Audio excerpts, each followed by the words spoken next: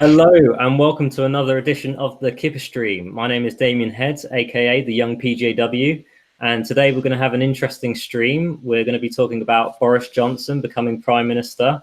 We're going to talk about his cabinet picks. We're also going to talk about Gerard's legal case and also the subject of freedom and democracy in UKIP. Today I am joined by Michael, as always.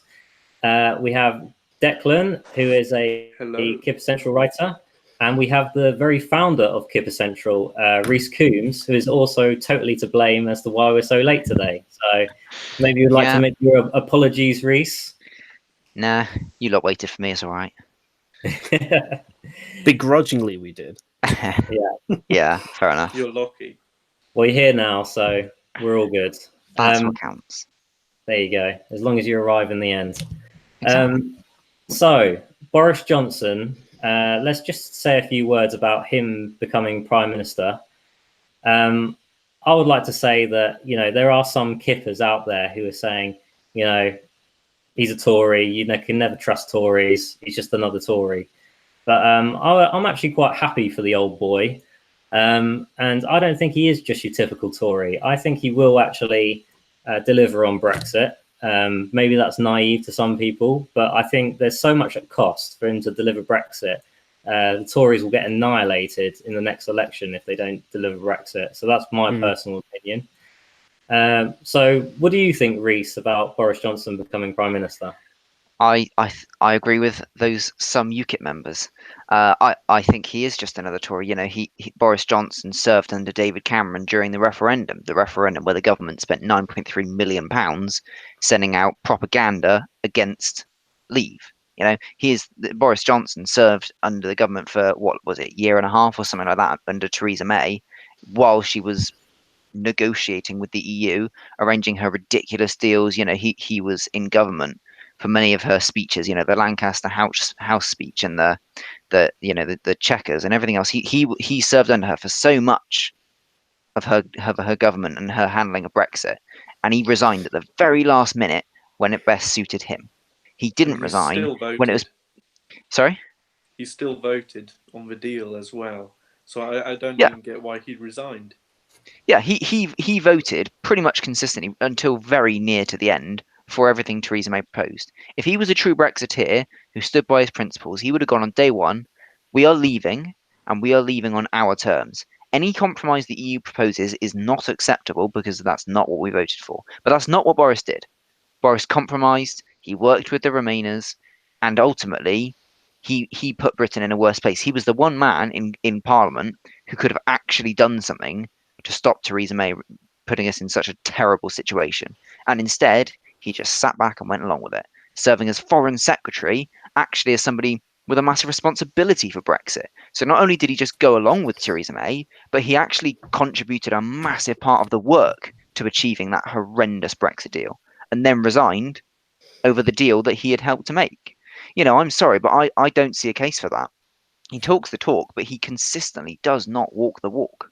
It's like all these other Tories, even Jacob Rees-Mogg, the supposed ardent Brexiteer. If you look at his voting record, until the very end, he was with Theresa May. He was with David Cameron. He is just another Tory, and they're all the same. The only argument I would make to that is I probably see him as a pragmatist, and I think that at times he thought that it's best not to just totally go against the government entirely. And you're right about him voting on Theresa May's deal in the end, which was an absolutely terrible deal. But even though he may not be quite on the same song sheet as we are and as solid as we are, he is at least a big step in the right direction. And that's the only thing I would say about it, really. I'm not even sure I agree with that. All I would say, the only advantage I see of this is I think Conservative members are naive enough to trust Boris. I think they generally trust most of their MPs. Therefore, they believe that Boris is a genuine Brexiteer. Therefore, I think that means that about 2/3 of the Conservative membership, which is similar to what we already thought, are true Brexiteers. They are people who are fed up of the Remainers and who are fed up of this second referendum nonsense. So generally, the one good thing that I take from this is the party membership of the Conservatives are probably still all right.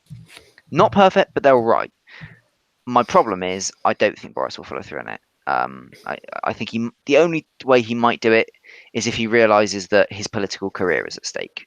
But does he want to do it? Probably not. Well, his political career is at stake in the form of Nigel Farage and the Brexit Party, couldn't you argue? No, I don't think so, because I think you'll see their support fail within a week now that Boris has become Prime Minister. And I think you'll see, once the support collapses, you'll see everyone trying to blame one another for all this different support. The party's real splits at the foundation level will come forward, and it will all fail badly. I think you'll have some people who will stay, but I think even you look, even the MEPs, the most prominent MEPs, I think some of them will go over to the Tories. I may be wrong, and if I'm wrong, I'll be glad, because I'd rather the Brexit Party were doing well than the Tories. But I just don't see it happening. So do you think he will deliver Brexit by the 31st of October? I think he'll deliver a legal exit from the EU, but I think Brexit is more than that, and I don't think he'll deliver that. Okay. Declan, as soon as we came on air, I immediately forgot your second name, so feel free to inform everyone what that is. And second of all, tell us what you think of Boris Johnson becoming Prime Minister. Well, in his victory speech, he called the United Kingdom the... Sorry, can I just interject 1 second? Can you just speak a bit louder so I can hear you a bit more clearer? I can try. Go on, give it a good Faragian type voice. In his victory speech, he called the UK the awesome foursome. So just from that, I think we're in for a very good 3 years. And he did say, dude, I'm the guy who's going to deliver Brexit. So that's another point to him. And he did become a comedy club. I'm telling you now. He did once score a 3-point basketball shot from behind himself. So there you go. He clearly has some credentials. Is that how we're judging people now? I also liked how he rugby tackled a 7-year-old kid when they were playing. Like Trent. I mean, he completely wiped that child out, but yeah, he tripped. It is one of the best clips I've ever seen. If you haven't seen that, Google Boris Johnson rugby tackle a kid. It's a wonderful watch. It is a wonderful watch. The freeze frame shot they took of him when that happened is just priceless. It never gets old. Yeah. So, Michael, what do you think of Boris Johnson becoming? I think it's about bloody time, to be honest. Let's be honest. We've had to deal with 3 years of me doing basically bugger all, aside from making the situation 10 times worse. I think where I would disagree with Reese is that I think, maybe Boris has his own ambitions, but at the end of the day, he's not a fool. He realizes that if the Conservatives do not do this, it will be the end of the Conservatives. Like, it's no way around it. Like, they will be decimated if they cannot deliver. It's just like the final straw for people. Like, if it's not done within this year, that's it. Do you think Boris Johnson cares about the Conservatives or cares about himself?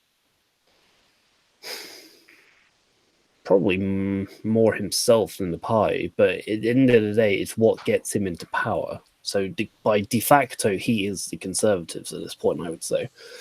And if the Conservatives fail in delivering it by October, then we have Corbyn. I mean, let's not be around the bush with that. We will have Corbyn, and that has a terrifying fall. And I think as much as Boris can be quite egotistical, even he realizes that is not a fate that this country should really be going into. I think he will do or die by October. Like, I think that's really how it's going to come down to. Like, he said, we'll try and get a new deal. Like, he isn't going to get a new deal. I highly doubt the EU is going to be flexible on it. Although I did hear, and I don't have the details on me, but I could probably look it up, that when they found out in the EU, when they found out Boris wanted to restructure the deal, somebody in the negotiating side of the EU got fired very quickly, who was responsible for doing the deal with Theresa May. Now, I don't know who it is. I'll have to look it up on my phone, but I did hear a rumor about that. So that's quite interesting. It wasn't Ollie Robbins, was it? No, on the EU side, not on the UK side. Oh, okay. I'm sorry. Yeah, somebody on Didn't the Ollie EU Robbins side quit? Sorry, what was that, Declan? Didn't Ollie Robbins quit, or am I Oh going God, insane? I hope so. I bloody hope so. I think Yeah. he quit like 2 weeks ago. Yeah, 3 I thought he weeks quit ago. as well. I thought I heard that. Okay, Oh, that's good. good news. Because Hooray! I think he was probably leading the charge on all this ridiculousness from Yeah, way back, well, wasn't he? most No of doubt. us kind of suspect he was working behind the scenes. But yeah, I think Boris. I think the whole deal thing is a bit of a facade. It's just basically to appease those in his pie. Does like, look, I don't want a no deal. You know, a deal would be preferable. So I think he's trying to keep those in his pie in line. They're like really hard against no deal, but I think secretly he wants no deal. I reckon that's probably what he wants, and that's what he's going to push for. I don't- Whether I sorry. don't think he does want no deal, to be honest. I do think he wants a deal, but he just wants one which is where we're out of the customs union and the single market and things like that. So, but we do have some deals on trade. We're just not in their market, so to speak. Well, maybe. I mean, it wouldn't. Like I say, it's a lot of what was going on with the Conservatives. We were more just focused on what on earth Theresa May was doing, and the likes of David Davies and Raab and that, who basically the real people that were actually trying to do something. But like all anybody really paid attention to with Boris was just like, look, this is all hogwash, blah blah blah. And that, but nobody, I don't think anybody spent enough time to really get into the head of Boris. So, like from now till October will be very fascinating to see the inner workings of Boris. Other than the Absolutely, fact that yeah. Well, there was an interesting take from Carl Benjamin, Sargon of Akkad. I saw his latest Telegram post, and he put, Boris is the right choice, in my opinion. He is not afraid of letting himself be seen as a bit of a buffoon and takes a profoundly optimistic view of the country, something that has been sorely lacking by the entirely negative view put forward by whining Remainers. And that I'm pretty much on the same page as Carl there. I very much think that even if he may not be, you know, the next, I don't know, a good prime minister or a fantastic one, he's still going to be a big step in the right direction, you know. He's better than Hunt. I think that's for sure. He's better than most Conservative MPs. But what you've got to remember is, you know, in most countries in the world, the leader has a hell of a lot of power as an individual. You know, you look at America, Trump as president has a lot of power. Besides his influence, he actually has a lot of material power. You know, you go to a lot of European countries, they have presidents with lots of power or chancellors with lots of power. In the UK, the prime minister has effectively no more power than any other MP besides their influence. Okay, so the first thing to remember with that is Boris's influence is not going to be as much as a standard MP, right? Sorry, as a standard PM, because we're in a situation where most MPs have their own positions, i.e., let's say 50 Conservative MPs are Remain and they will not compromise. They're not going to be voting through what Boris says. So his influence is already diminished. So as head of state, he doesn't have a lot of power, right? And the second thing to remember is he can't do anything without Parliament supporting it. Parliament does not support Brexit by something like 450 to 200. Parliament does not support leaving with no deal by a massive majority. Parliament very, very, very nearly supports a second referendum. Okay, the unity of the Conservative Party was possibly one of the factors keeping us from a second referendum. My worry now is that Boris isn't going to get anything through that's pro-Brexit, that's sensible, because Parliament won't support it. And he can't get around that because Parliament's already given themselves the legal right with the, the Cooper Amendment, that any Brexit deal must go through Parliament. And Parliament does not support Brexit. It does not support a hard Brexit. It does not support proper Brexit. It supports a fudge up. And I don't think he'll get around that. The question is, well, there's two things I take from that. Is one, there was a amendment passed, which I don't know if it's just like a protest one or actually holds any grounds, where the Parliament voted against Boris potentially proroguing Parliament. Now, I didn't keep up to date with that, so I don't know if that's legitimate or it's just them saying like we don't like this sort of thing. Because there's been a number of motions where like they'll say, oh, we're against Brexit, but it means jack all. So that's definitely an option if Boris can get it through, because if he can prorogue Parliament, that's it. There's nothing they can do about it. and as far as I'm aware, they're not even. I don't even think that nothing Parliament can do, to my knowledge. I'll have to look it up. I don't think Parliament can stop Boris proroguing Parliament. I don't think it's in their power. The other thing, I think, as much as there are Tories in the Conservative who want to get rid of Brexit, who want to remain, I think gradually, as it gets closer to October, they're going to realize that, like, look, if we don't do this, this is the end of our party. Like, this is going to, because nobody's going to trust us, and there's not going to be anything left. Like, we're going to lose phenomenal amounts of support to the Brexit party. Like, it's like it. I think that they will cave in favor of their own party or just leave. I find it hard to believe that there will be enough of them left by as it gets closer to October to try and stop Brexit from happening. I think eventually the tables will turn the closer we get, because the risk of them stopping Brexit after, or just stopping it altogether by October, is so damaging to them that I don't think they'll do it. So you're saying Remain MPs in the Conservative Party?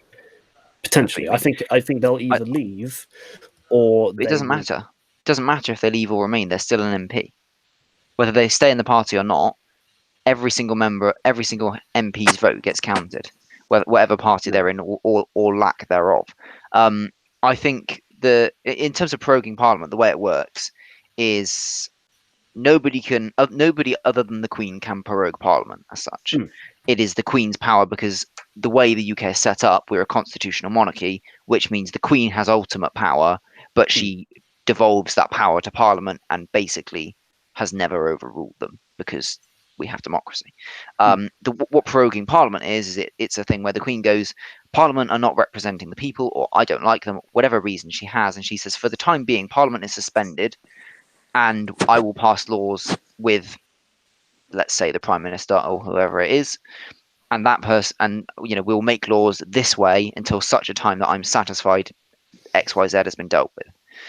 That's what proroguing Parliament is. Parliament can't do anything about it. If Parliament could block the proroguing of Parliament, then it would defeat the point. They can vote to say, I don't think you should do it, but of course they're going to vote to say, I don't think you should do it.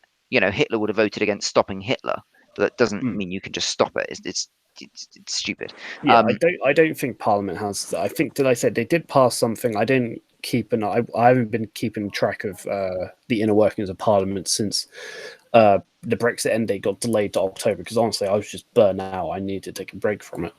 But I say, I don't think Parliament can actually stop proroguing, because that's like a very definitive power the Queen has. I don't think Parliament can do that. They can't. There's no one who can stop it. The Queen, if she wants to, can do it. There's a few comments on the chat from Daniel Goodliff, and I think that's how you pronounce your name. Sorry if I got it wrong. The last one he says, Daryl, I think. Daryl Goodlife or Goody. Daryl Goodlife. Yeah, sure. The last one. Don't just say yeah, sure. I can't bother to read out. I'm just trying to read the comments. He's wait. Can I just say, isn't he deputy editor? I can't remember. Your deputy editor. He's editor in chief. Editor in chief. That's it. Your deputy. So Daryl is editor in chief of Kipper Central. Go on, read his comment, Michael. All right, apologize. Sorry, I'm too tired to look at my phone. The comment, the last one he put, which is maybe about the motion they put, was the only way he can now prorogue Parliament is to call a general election. Now, is that true?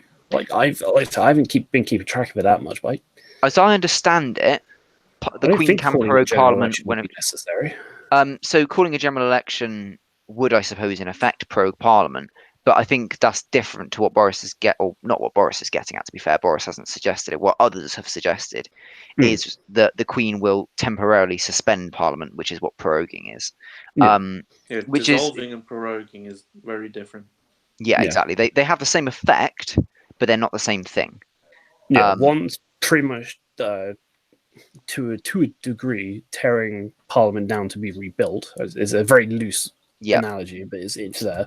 Whereas proroguing is basically saying get the fuck out of the house for a week, something to that degree. Yeah, exactly. I honestly don't think proroguing will happen in any circumstance. To be honest, he's using it as he's using it as a hard ball to throw around. So he's not. To be fair, he's not really suggesting it. What's happening is other people are saying, "Would you do it?" And he's saying, "I'm not ruling anything out." Yeah. As far as I know, I've not seen him actually go, I'm possibly going to prorogue Parliament. I've seen him go, I'm not ruling anything out. Well, proroguing Parliament is setting like a massive precedent for the future. And I think really he's just using the idea to build more support for his premiership. I don't think he'd ever actually do it. Well, he's got And every reason to do it. it's the same as no deal. He's saying that he's not willing to rule no deal out, but he won't actually do it, in my opinion. It's to build support and just to build his argument up against the EU, saying that we will do no deal if we have to. So I think it's the same as that, really. Well, I think no deal is still just as likely a possibility because EU before the final delay, like the EU was basically coming out saying, "Look, we're ready for no deal. Like we're more than capable of doing it." Yeah, but Michael, they say a lot of crap and do not actually mean it. When push comes to shove, and they have people like BMW knocking on their door saying, "Hang on a minute, are you really going to accept that? Are you really just going to allow them to do a no deal?" Honestly, I think they would. I think they're more at this point. They're more concerned with their own project than they are with the UK. The EU, honestly, the UK is more of a side issue for them at this point. They're more concerned with just going on with further integration.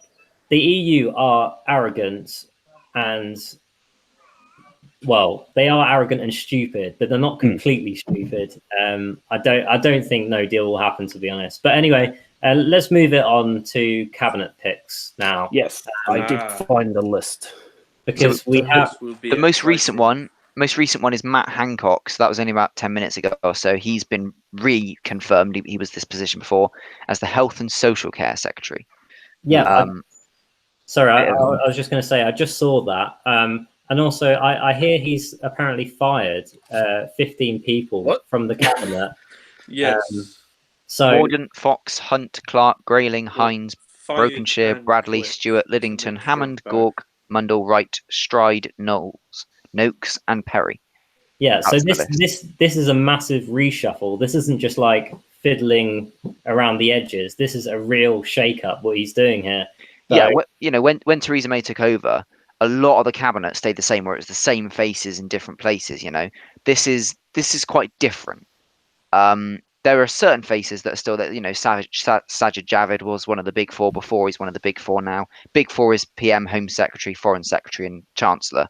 So he's had a promotion to Chancellor, but it's a similar position. It's the smaller positions that the junior ministers that we're going to really see a change. I think that's where a lot's going to be quite different because they were before very, very Remain heading, whereas now I think they'll be more Leave. So let's go over what we know so far.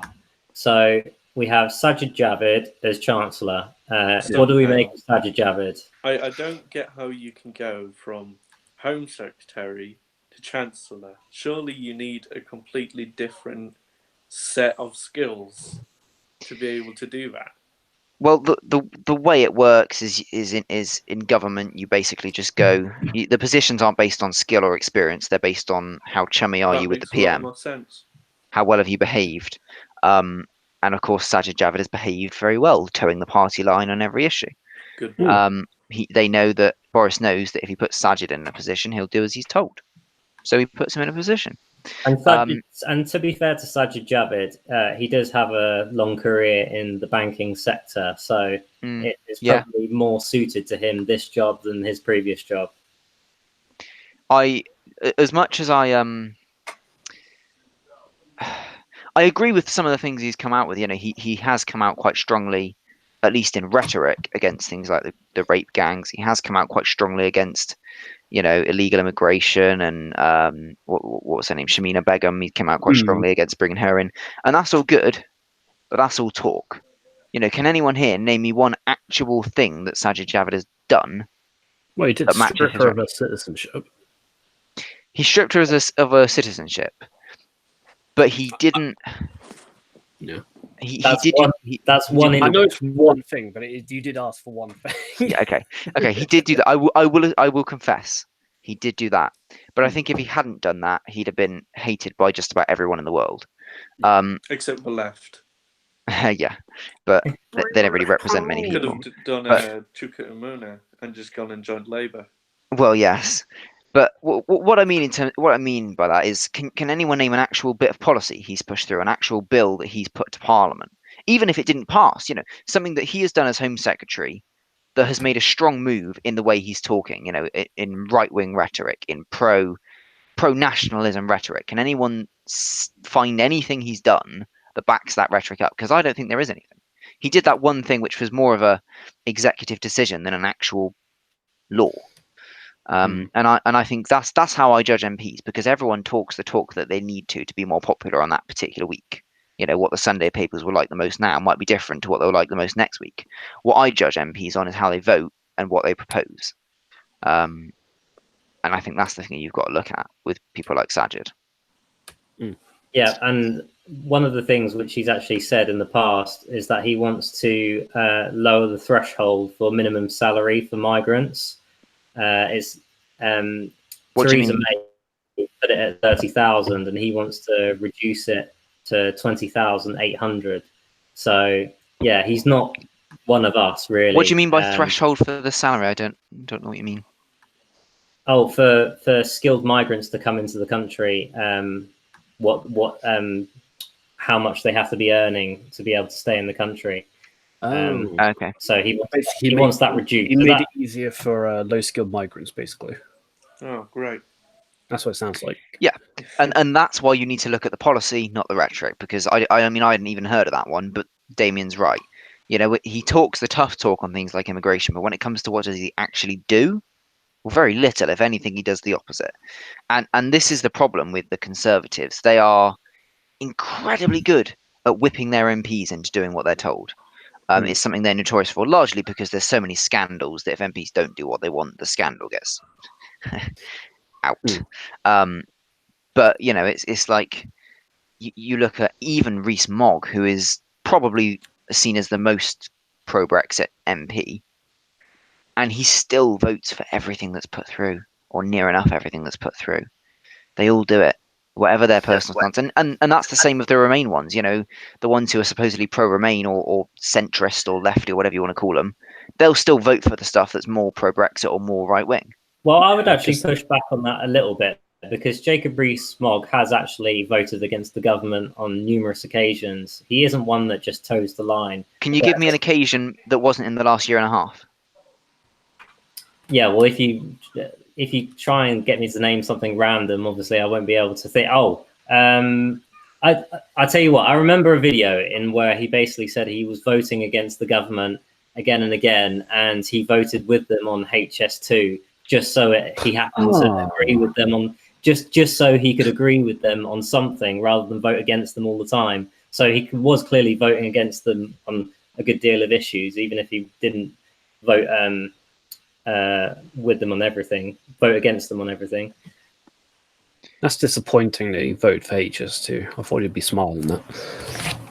Yeah, Jacob Rees-Mogg, he is solid on many issues, but again, he does suffer from.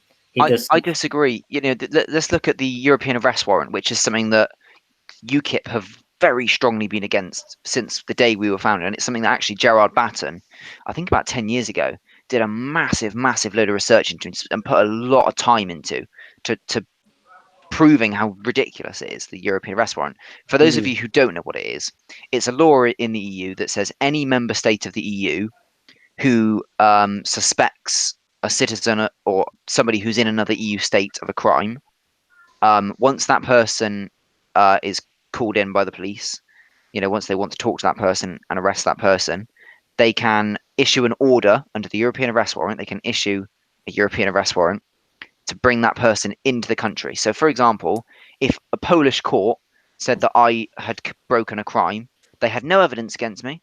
They had nothing to prove that I did anything wrong. However, they wanted to bring me in. Let's say a court in Belgium, right? That court in Belgium could send a European arrest warrant to the UK, and regardless of what my government thought, even if my government had evidence that I was innocent, if the Belgian court wanted me there, they would have to extradite me. I'd be put on a plane and sent locked up to Belgium. Now, I just, that I is just, Poland to Belgium. Jacob Rees-Mogg voted in favour of that. Jacob Rees-Mogg supports that, and he actually said that post-Brexit he wants to keep that. oh God. That is what Jacob Rees-Mogg is like, and they all are like that. They might talk the talk, but when it comes to policy, when it comes to what they vote for, they always vote with the party, with the government, with the overall agenda. Oh, Yeah, I absolutely. mean- But I'm just saying that I think that Jacob Rees-Mogg is at least better than most of them. I think he does actually vote against the government from time to time. But I agree with you on the whole that Tories, in the end, you can't trust them really. They do vote with the government all the time in general. Well, the two Yeah. criticisms I had of Jacob Rees-Mogg is that he would consistently come out against Theresa May and the Chequers Agreement and all those different things, and he would keep saying this is unacceptable, this is unacceptable, this is unacceptable, and he would just never do anything about it. And by the time he did do anything about it, it was too late. That was the thing that angered me the most about Jacob Rees-Mogg. You've hit And the I nail still, on the I, head. still- I agree with everything you said. Like he's probably the most Brexiteer. But aside he from was maybe- he was one of the instigators of the vote of no confidence in I Theresa. know, but how long So- did it take for it to Yeah. get to that point? It He should have did happened that. a long time ago. He did that when he realised that if he didn't do it, he'd be despised by everyone. Just a quick Yeah. stat on his disobedience, right? So we know that a hell of a lot of the stuff the Conservative Party's put through goes against what he supports. Stuff to do with LGBT teaching, stuff to do with Brexit, primarily stuff to do with immigration, all sorts of policy over the last however many years, right? Goes against what he says. Let's look at his actual voting record. Out of 410 votes that Mogg has participated in since the last election, he voted against his party in 15 of them. That's 3.7%. What's a I'm lag? surprised with that. I thought it was a lot more, to be honest. In the last parliament, right? So in the fight in between 2015 and 2017, in those two elections, out of 434 votes, he voted against his party 8 times. So that was during Theresa May's first period as Prime Minister. Sorry, that was during David Cameron's Prime Ministership. Sorry, what am I on about? During David Cameron's time as Prime Minister, after the election, and during the EU referendum and all that, he only voted against his party 8 times. Okay, That means 426 times he voted for whatever was proposed. okay. Well, in that case, I'll take it back then. He's What a dissident. Yep, A true exactly. rebel to the cause. They're all the same. I'll send you guys the link to this afterwards, and you can look up your own MPs if they're Tories, but it's always the same. okay. Always the same. Well, let's take it back to the cabinet. I think Sajid Javid, as Chancellor, will very much go on a sort of liberalising course. I think he'll try and free up regulation and things like that, possibly. I'm not sure. Other than I know he's pretty much like a liberal conservative from what I can see, but at the same time he's not right wing in terms of immigration and stuff. But he is Chancellor, so that's not really His issue too much anymore. to do with what he's doing. Would you agree with that assessment, Reese, that he'll probably try and liberalise regulation and things like that? I'd hope so. I'd think so, because generally it's sort of a, and I know it's a small c Conservative thing, but generally the Conservative Party, at least historically, has been the party of reducing red tape, reducing regulation. But I don't know, because in the last 10, 15 years, the Conservative Party has generally been in support of that. So I don't know. I think that's something we're going to have to wait and see. Well, being from the banking sector, which is heavily in favour of less regulation, I think Of course we are. They're banks. I don't know that I wouldn't say that they are. I'd say that they're in favour of less tax. I wouldn't necessarily say they're in favour of less regulation as such, but in some ways they are. But in other ways, red tape works in their favour. It produces order. It produces stability. well, And that's what they want. And that's true. That's because true. because it reduces intellectual diversity. It reduces people doing their own thing. It means everyone's doing the thing in a set way, which generally for banks is a good thing. They and I'm saying quite a broad thing, and I appreciate that people are going to say I'm wrong and that it varies a lot, which it does. But generally speaking, most people who are pro-government, which the Tories have become, are pro-regulation. From the noises I've heard from him in the past, it does sound like he's going to liberalise regulation and cut tax and things like that. Damien, what have we just told you about listening to noises? Listen to votes, not noises. I understand, but even though the Tories may be terrible on things like immigration, when it comes to the free market, which they absolutely adore, they're pretty solid on that. And so I think that's probably on the agenda, especially if Sajid Javid is Chancellor. So he'll definitely reduce regulation and tax for big business. If he does it for small business, that is another question. He should do, because there's a hell of a lot keeping small businesses back at the moment. So that remains a question to see if he'll actually do something for the small businesses as well. I agree he should do. I don't think he will, but there we are. Because we have shops closing all over the high street. Yeah. High streets are dying right now. If anything needs urgent attention, it's something along those lines. Yeah. I mean, I used to live in a very rural village, and there was only one shop there, and every few years it would just shut down, and we had to walk like 2 hours to the next shop. So yes, local business, please come back. Yeah, and less tax on pubs, please. We want our wonderful pubs to stay open, so we can go down the boozer and have a good old pint without having to fear of it closing down. I think the statistic, I can't remember it off the top of my head. It's something like one pub is closing every day. I think it's something like that. It's pretty drastic, and it's scary, and it's because, of course, it's the health taxes, it's the sin taxes. The rules, like you can't smoke inside a pub. You can't, very, very high taxes on alcohol, because it hurts people, and grown-ups aren't grown up enough to make their own decisions about what's dangerous for them. My dad used to do a lot of work for a local brewery, and I used to deliver a lot of beer. And the one thing that I would actually I know people complain about, and I was like, having the non-smoking thing inside, I'm actually completely fine with, because it is disgusting, to be perfectly frank. Being surrounded by people that just feel the nasty smoke. I agree. I agree. Smoking, I can't stand it. It's nasty. I think smoking is disgusting too, but that's my opinion. And my take on it is, if somebody else wants to smoke, if a landlord of a pub is happy to have smokers, and if all smokers want to congregate in a pub that allows smoking, I don't have an issue with that. I see that it's probably bad that every single pub would have smokers, because, okay, you want to go for a family meal, you don't want a cloud of smoke everywhere, and I totally get that. I don't like smoking at all, but I think you can have pubs where smoking is banned and pubs where smoking is allowed.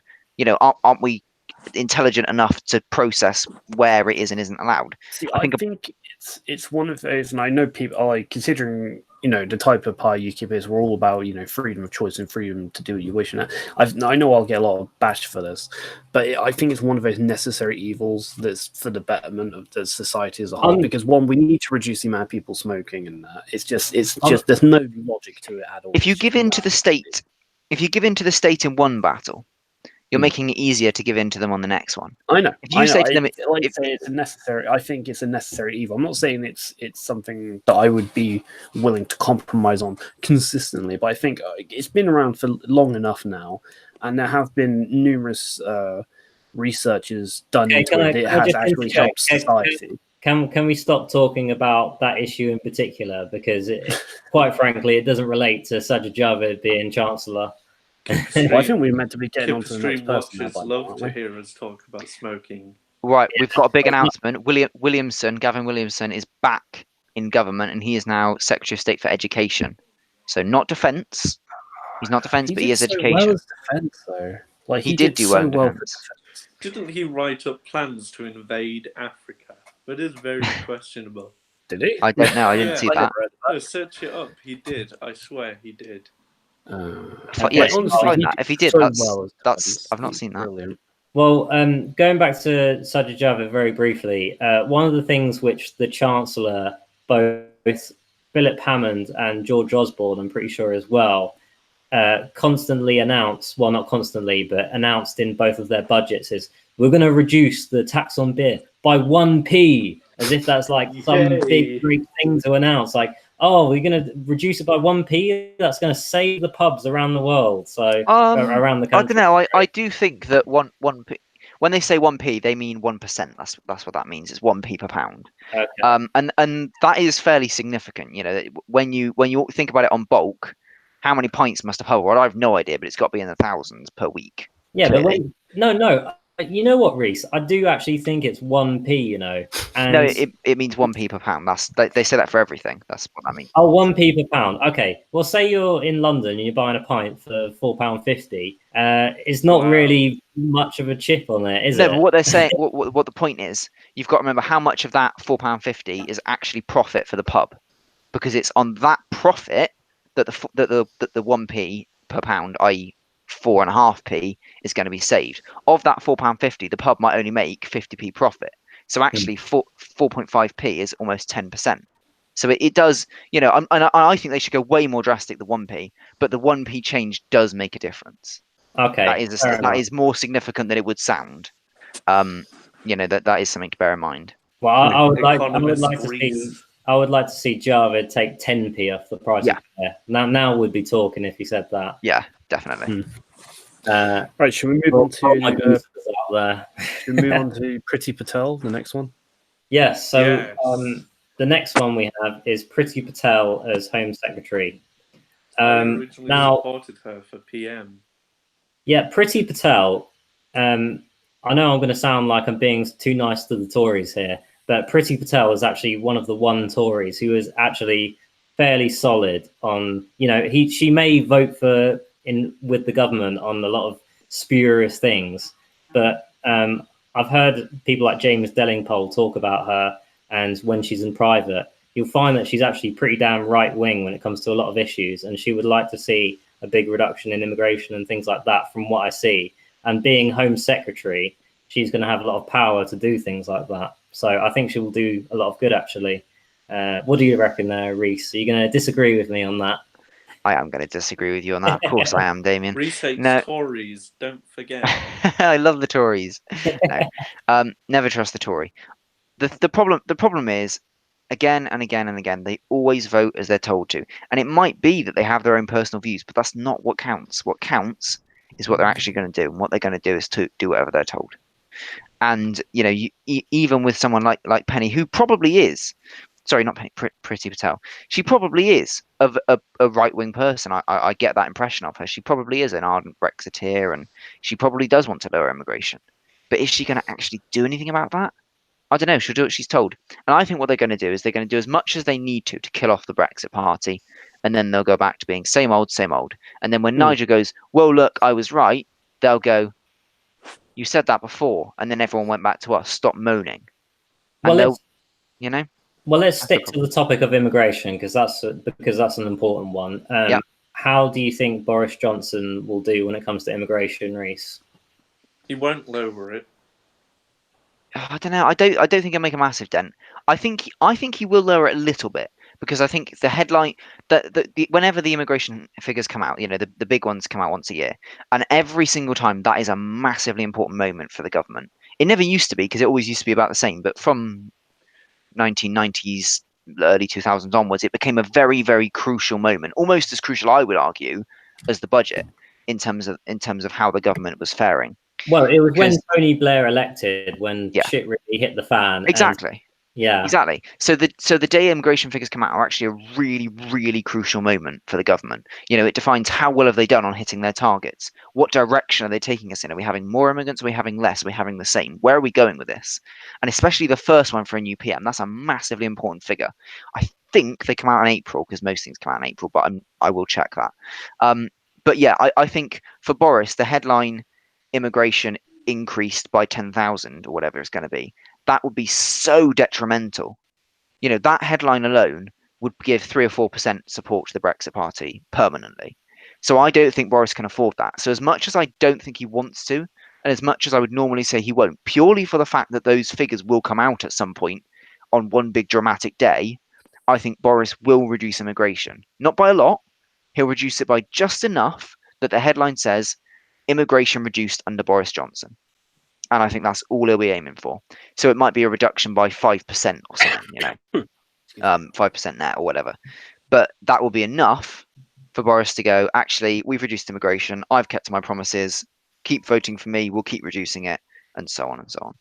He won't do enough to make a big difference, but enough to keep his support.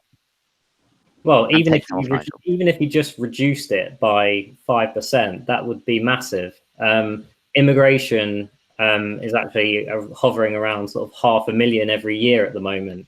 250,000 if you're doing net migration, which is those coming in minus the people going out. It's still not a lot. 5% is not a lot. 5% of is it 5% of net migration or Of net migration, I meant. I'm only talking rough figures, but of net migration, that's like it's still 12,000 people a year. 12,500. I'm not, and I'm not saying that's nothing, but I'm saying in the grand scheme of things, that's not enough. It's not enough to warrant any significant change. When you talk about numbers, it's something we do in computer science. We talk of order of magnitude.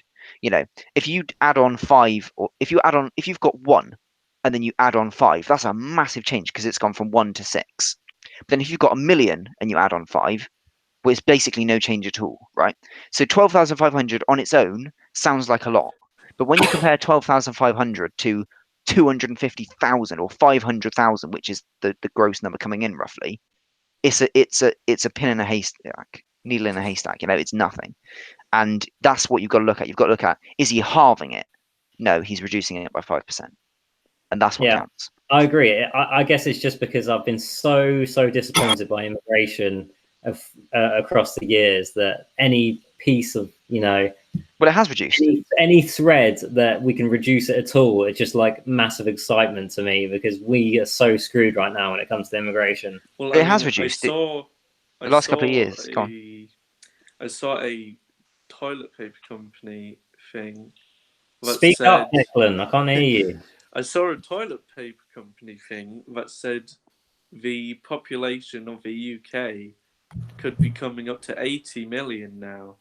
And I don't know if that's true or not. Personally, I say, it would be a bit too much to be that already. But if it is around that, saying how in 2011 it was 66 million.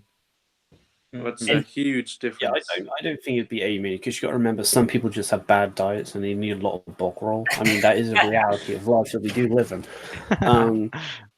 And you got to think of the amount of bog roll. I'm assuming Declan's statistics were coming from, i.e., the toilet paper were using an actual statistic rather than estimating the number of people based on the toilet roll they sell. I think that's what Declan means. I hope. I really hope there's not some measure of population out there. It's just how much toilet paper are we selling? That's probably enough used by this many people. Yeah. Were these statistics by Durex by any chance? Oh wait, no, that's not even the toilet company brand. Yeah, I was going to say Durex is a very different company. I swear Durex is toilet paper. God, let's not get into that. That caused some confusion. For clarification, it's not toilet paper, but maybe we won't go into that.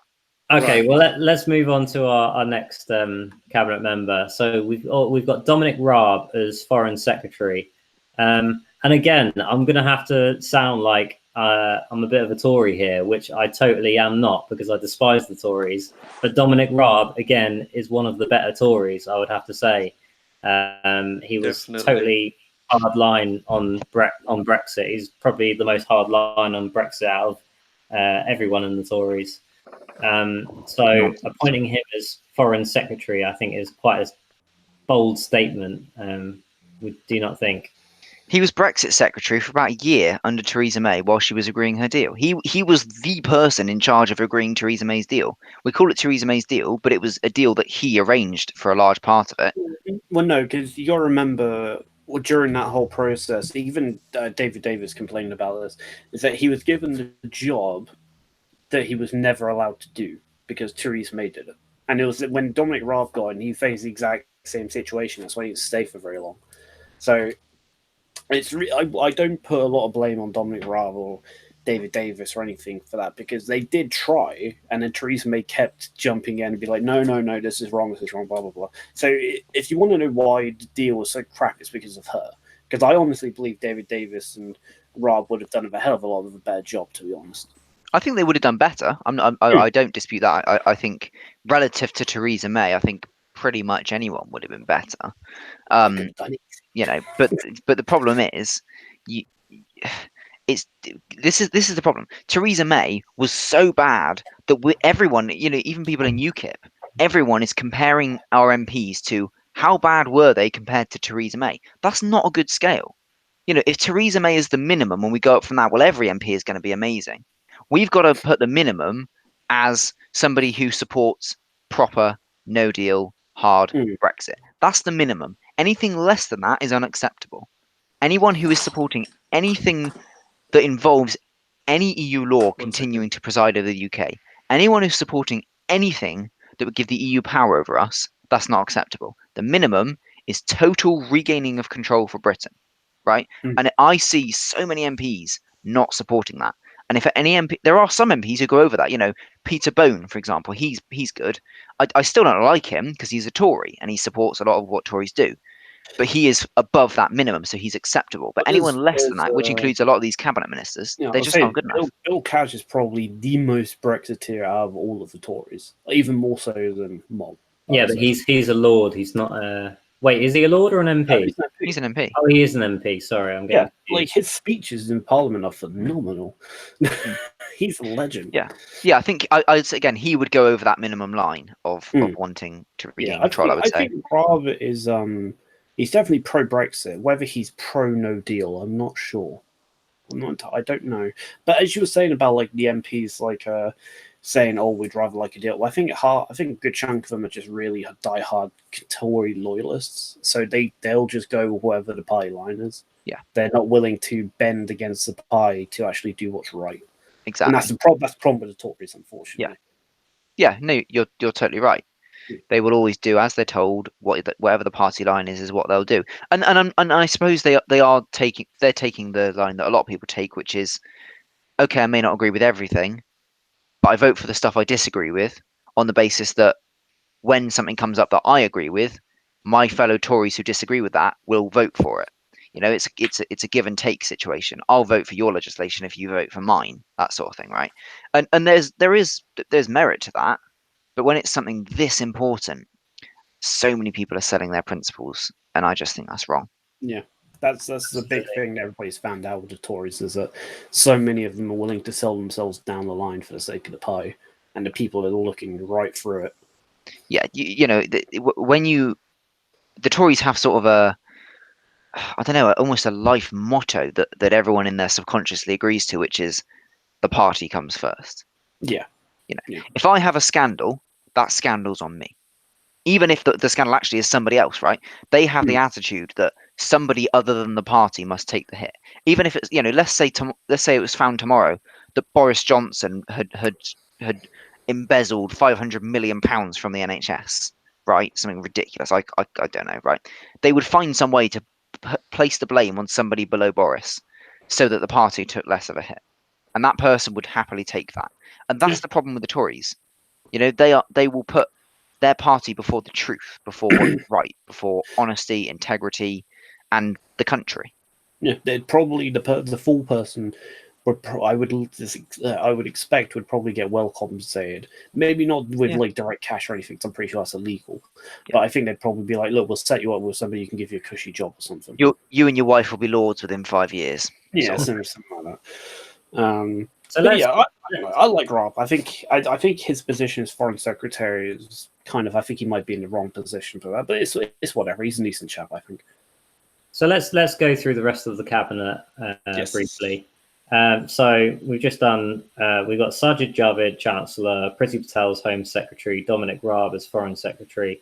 The ones we have remaining, we have Stephen Barclay as Brexit Secretary. We have Michael Gove as Chancellor of the Duchy of Lancaster. Now, I have to admit, I didn't actually know what this role was. I've just had to Wikipedia it, and it's a ministerial office in the government of the United Kingdom that includes, as part of its duties, the administration of the estates and rents of the Duchy of Lancaster. I don't quite understand that role still. Do you know any better on that? Let me have a quick read up. It's from what it sounds like he's doing an official government role to help out the royals. That's basically what it sounds like. I could be completely wrong, but that's what it sounds like to me. Okay, well, whilst Reese is looking that up, I'll just announce the rest of them. We've also got Ben Wallace as Defence Secretary, Liz Truss as International Trade Secretary, and Matt Hancock, as we said earlier, as Social Care Secretary.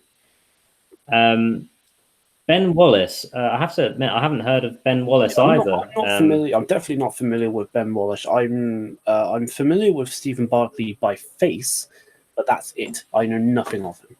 I know him as a very staunch Brexiteer. Oh, okay. So, I mean, it makes sense if he's going to be Brexit secretary. Mm. How good he is as far as voting record and things like that, I'm sure he's terrible, like pretty much 99% of all Tories. Every story. But, yeah. Who are we talking about, We'll have to see how that goes. Sorry, we're mentioning Ben Wallace as Defence Secretary. Do you know Ben Wallace? I know nothing about him. He's probably a stupid Tory still, but I don't want to comment because I don't know. He just did it. Well, yes. Did I you said find- probably. I'm okay. Did you find anything about You the can deny Duchy of everything if you're wrong. Yes. So obviously, it's something that not a lot of people know about. The Queen actually benefits, or the sovereign, I suppose I should say, the institution benefits the UK financially because they have a series of land and property and so on that generates income that actually outweighs the amount the royals spend. And that income all comes under the Duchy of Lancaster. That's what it is. I don't know exactly how it works, and I'm not going to pretend that I do. But that's how that works. The Duke of Lancaster is the one who has the estate, which is what generates all the money and so on. So as Chancellor of that, it's Michael Gove's responsibility to make sure that works, to make sure there's money coming in, to manage it all and make all that money, basically. I don't know the specifics, but that's it's sort of a position that you give to someone who you want to be in government because you feel they should be included and they're a talent, but you don't want to give them anything too prominent or anything where they've got massive responsibility because you don't trust them. That's how I imagine why that position has been given. I'm just looking at who's had it before. David Lidington had it. At the same time, he was Deputy Prime Minister. And Patrick McLaughlin had it when Theresa May became Prime Minister. Oliver Letwin had it. So yeah, it seems to be people who are sort of fairly close to the PM who get it. I mean, from what you're saying, that sounds like a role which isn't nearly as important as some of the main roles. Yeah. And do you think that might be a consequence of him backstabbing Boris? I would be very surprised if it wasn't. So just to put it into context, when people have held this role before, at least under Theresa May, I don't want to go too far back because I don't know enough about it. But when Theresa May became Prime Minister, she appointed Patrick McLaughlin to that role. Now, Patrick McLaughlin at that time was the Conservative Party chairman. So his main role was a very big one as party chairman, and he was also given that role in the cabinet alongside it. Right? The next person after Patrick McLaughlin was reshuffled elsewhere. It was given to David Lidington, who at that time had a big role, which was Deputy Prime Minister, right? So in addition to his big role of Deputy Prime Minister, he was also given this little role on the side. So generally speaking, it's a role that's been held by somebody who at the same time has a bigger position because this role itself is so small. Michael Gove appears to have just been given this position and nothing else. Right. So it's a bit of a bit of an embarrassing. Keep him, give him a role, that seems important, but keep him out of the way so he's not bothering anybody. I think that's probably why it's been done. When I first heard Michael Gove's voice, I really wasn't expecting it to be that deep because he doesn't sound, well, he does, but he doesn't look like he'd have a deep voice. He's a bit of a strange voice, doesn't he, Michael Gove? He's my local MP. Is he? And I'm actually the parliamentary candidate for Surrey Heath. So when there's next general election, I'll actually be debating against him in the hustings. No doubt you'll win. Yeah, well, let's hope so. That's pretty good. You'll get Although that all 5 depends votes. if I don't get in trouble from the hierarchy in UKIP for Yeah. being a bit naughty by saying a few things they don't like. Like drink bleach faggot. Things perfect. But who else have we got? We got what does everybody think about Liz Truss? Like, she comes across decent, but I don't know that much Cheese. about it. What? None of you have seen that, no? What's this I just happening? sound like a complete weirdo. For those of Yes, you in the audience who have seen that, thank you for laughing. She went on a bit of a mad one when she was, well, she was Secretary of State for Agriculture or Food or something like that. Right. Or she was Secretary of State for something anyway, and she gave a speech to the Conservative Party conference, which is obviously where they make their big defining speeches.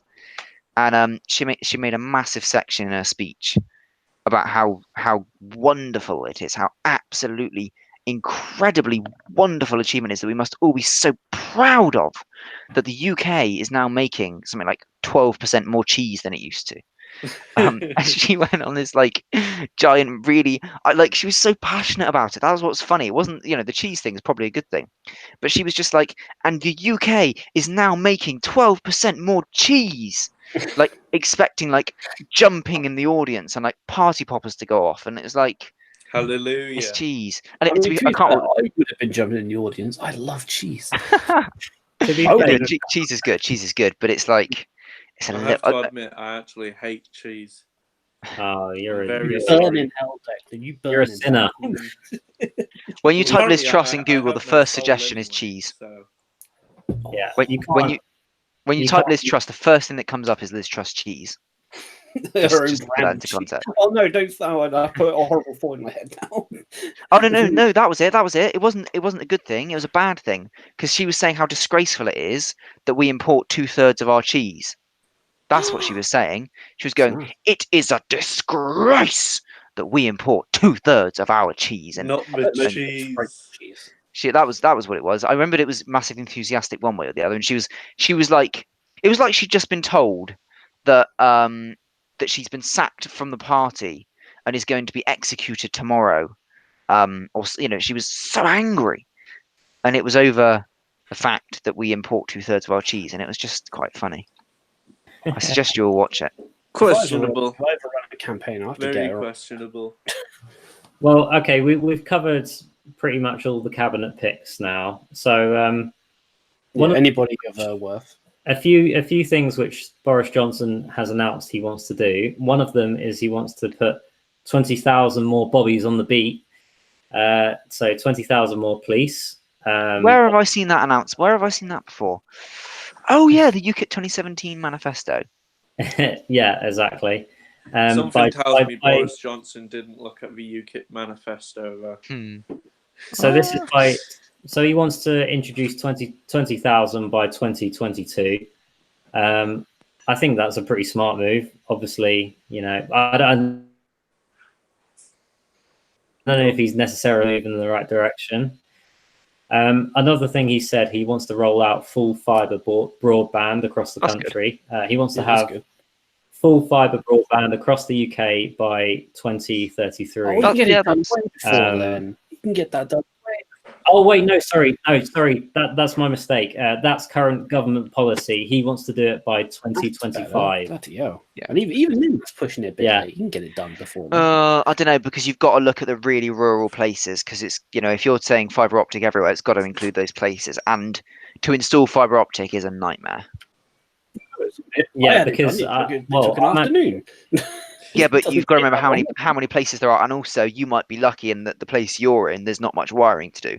If you go to a rural village, you've got to get wires that have got to go under streams. You've got to get wires that have got to go a mile between each house. There's a lot to do. And the material. Sorry, about 5 of you spoke at once. Then there's only 4 of us on the stream.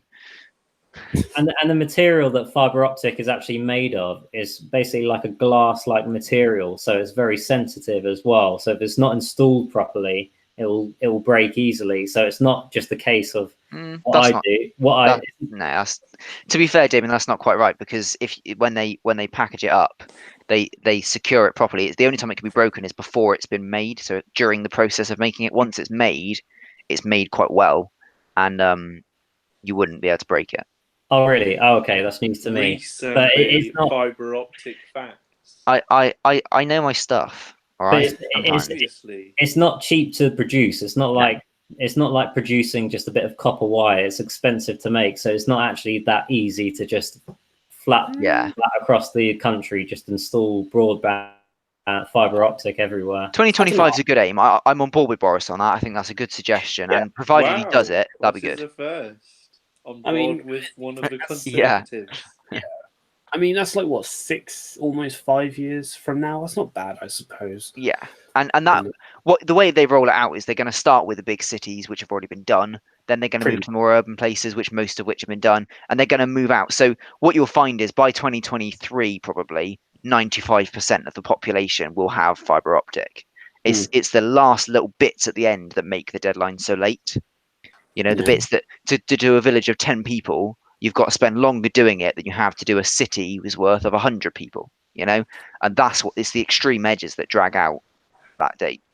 Yeah, and the more rural places need this more than anyone else because there's less business going on around there. So they're already so far out of it that, you know, they've already got so much worse broadband than anywhere else have.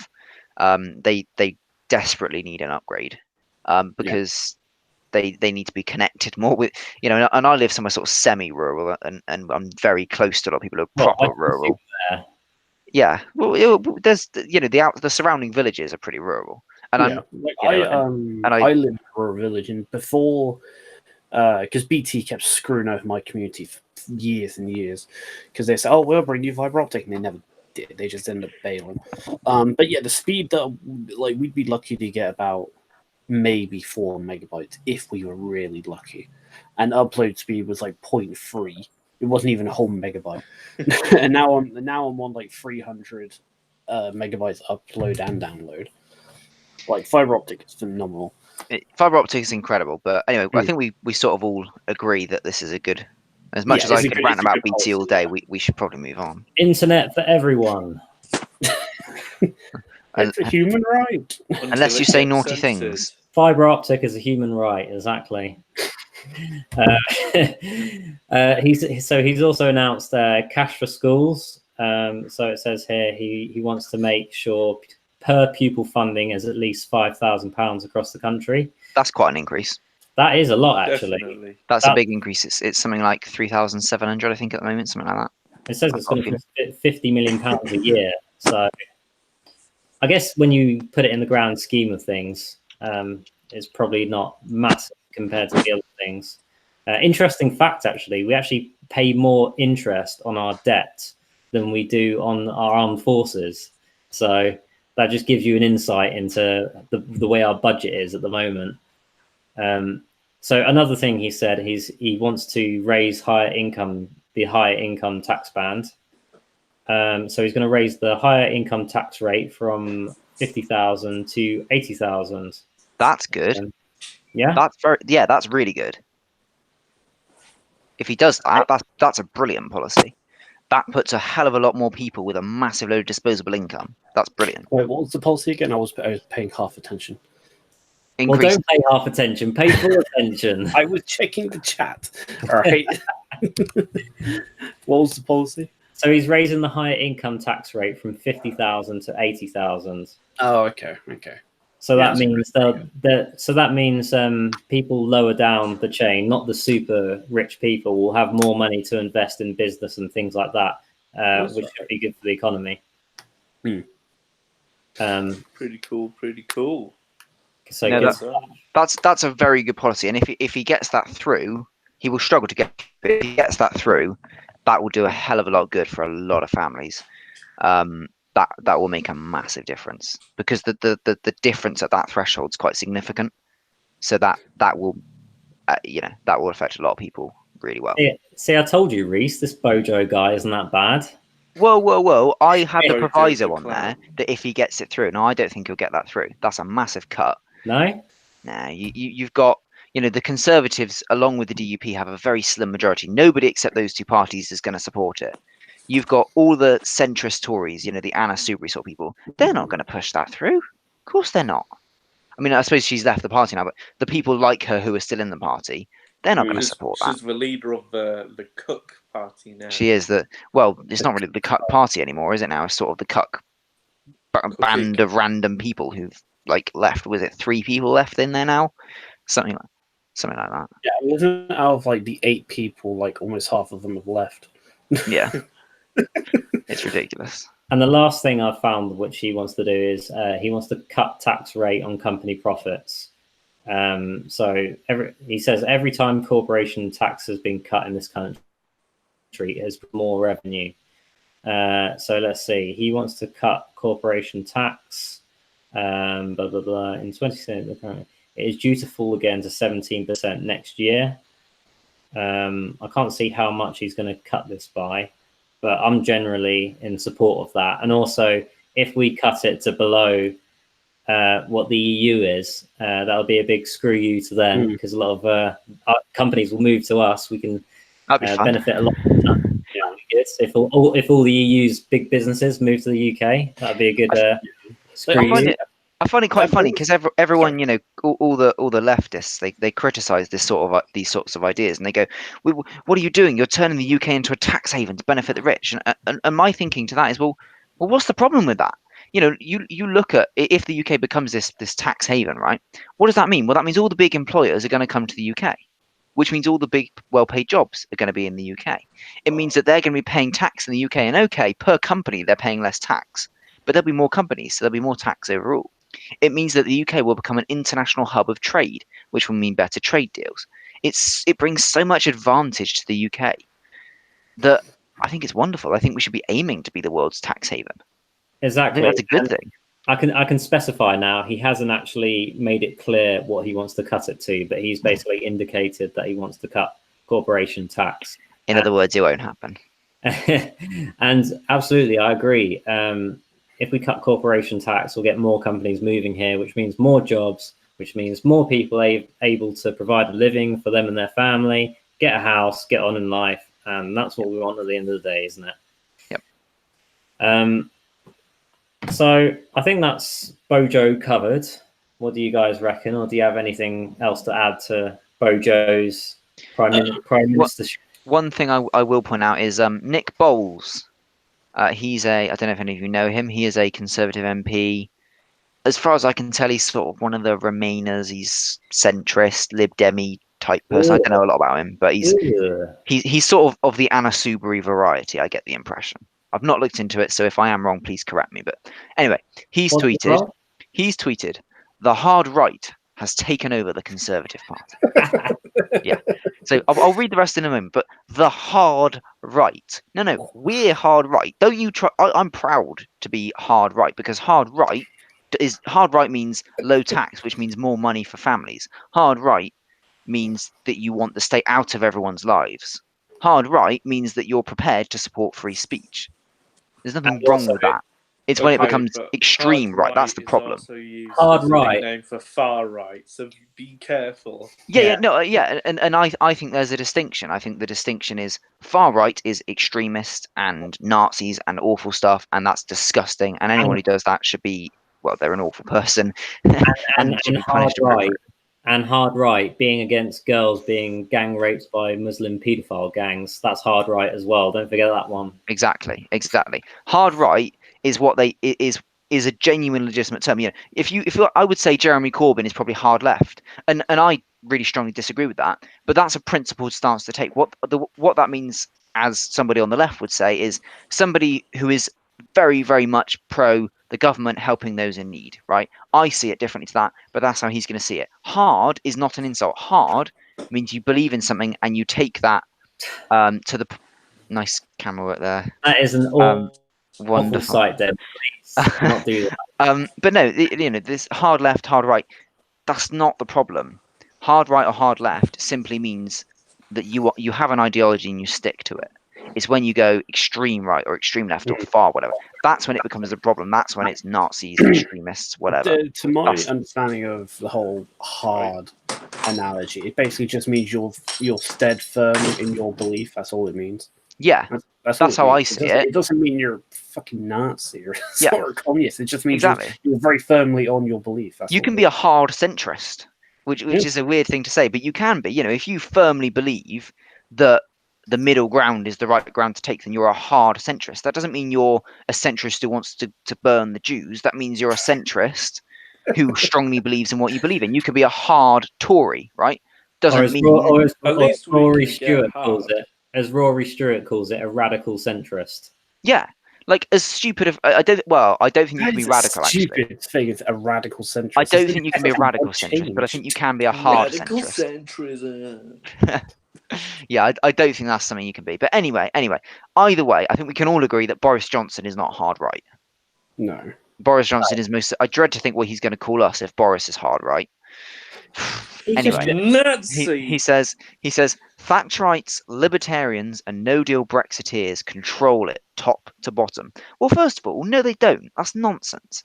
There's not that many Thatcherites left. Realistically, there's probably half the party. The other half is not Thatcherite.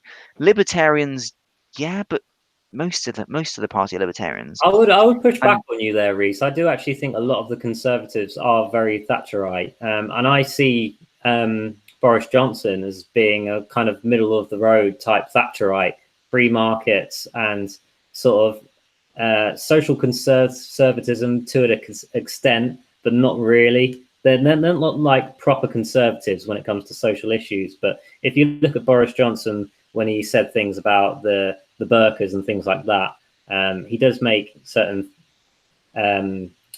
statements which I would see as more Thatcherite to an extent. Okay, but we're falling into that trap again, Damien. He makes certain statements. What does he vote on? What does he do? He's not hard right. He's not a Thatcherite. Does he actually go out and put forward the laws that Thatcher put forward? He probably won't. Does he talk the rhetoric that she talked? Maybe. No, but I see Thatcherism very much as being pro free market to a but it's more than that. degree. It's more than that.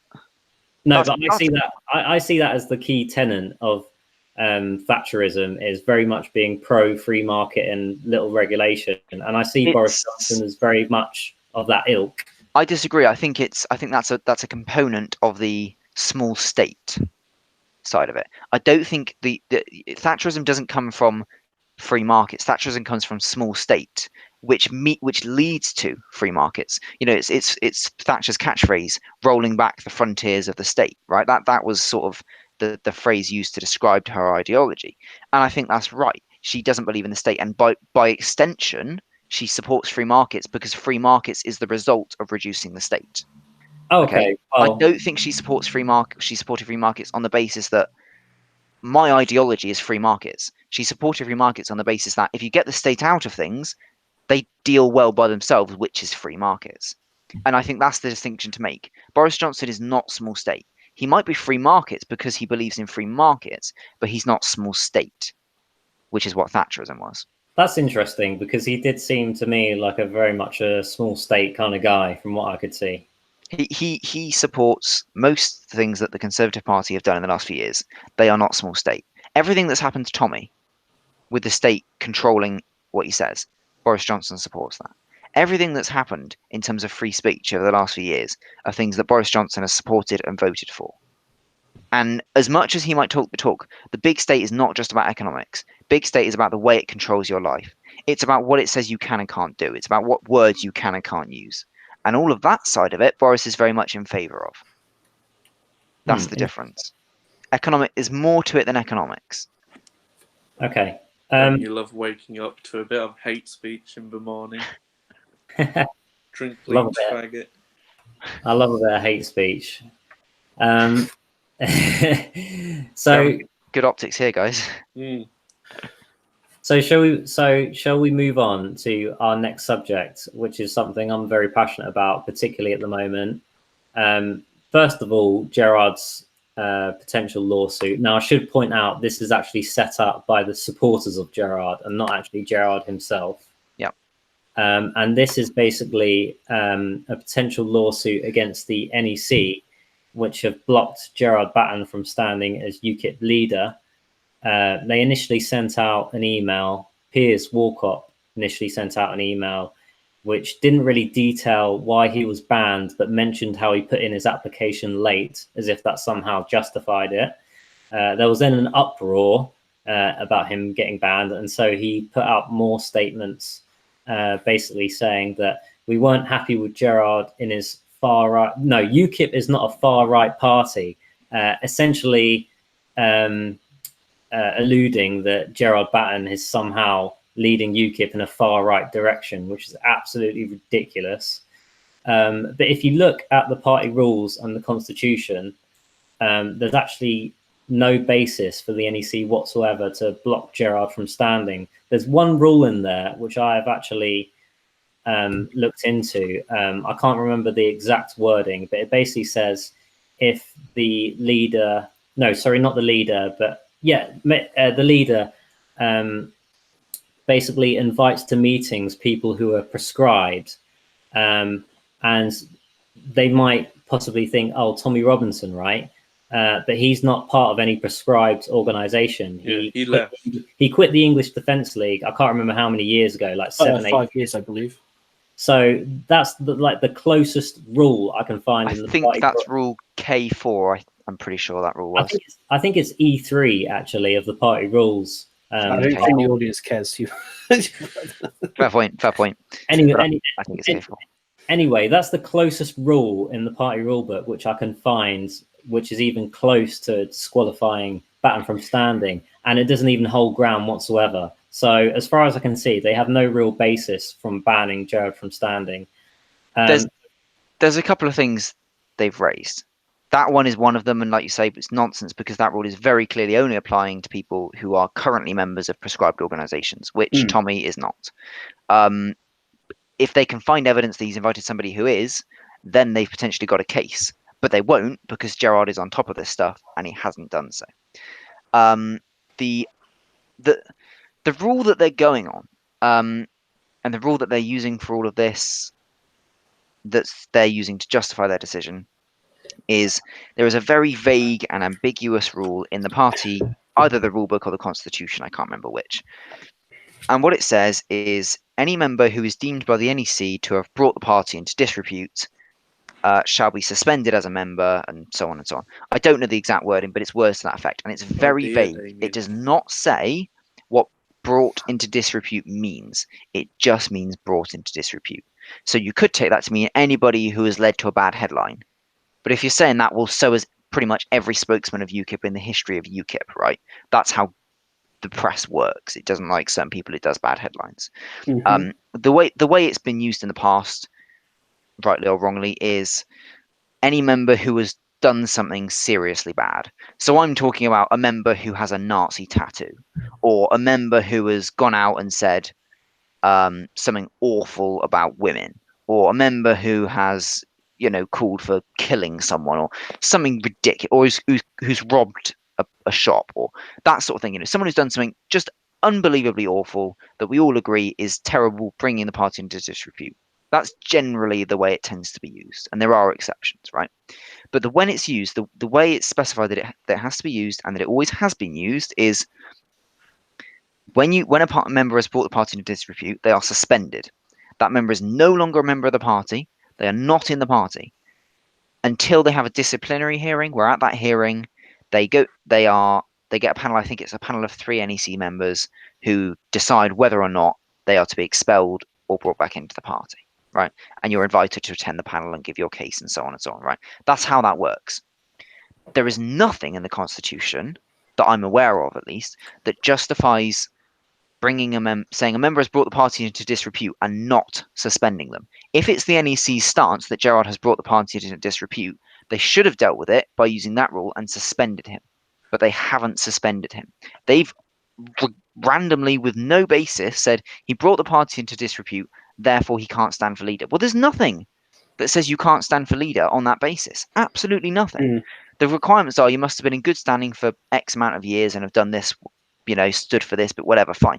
But there's nothing that says you can't have been deemed by the NEC to have brought the party into disrepute, other than if they did so using the other rule, which would have meant you're not a member and therefore can't stand.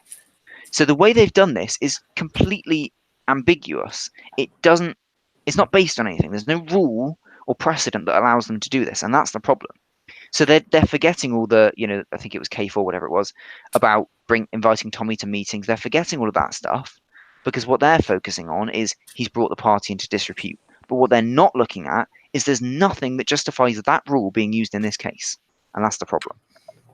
They've basically just said, we don't like Gerard Batten, therefore he's not allowed to stand. Yeah. That's the way I interpret it. Well, To be that's fair, absolutely what they've I'm said. surprised Carl Benjamin hasn't been suspended yet, if this is the case.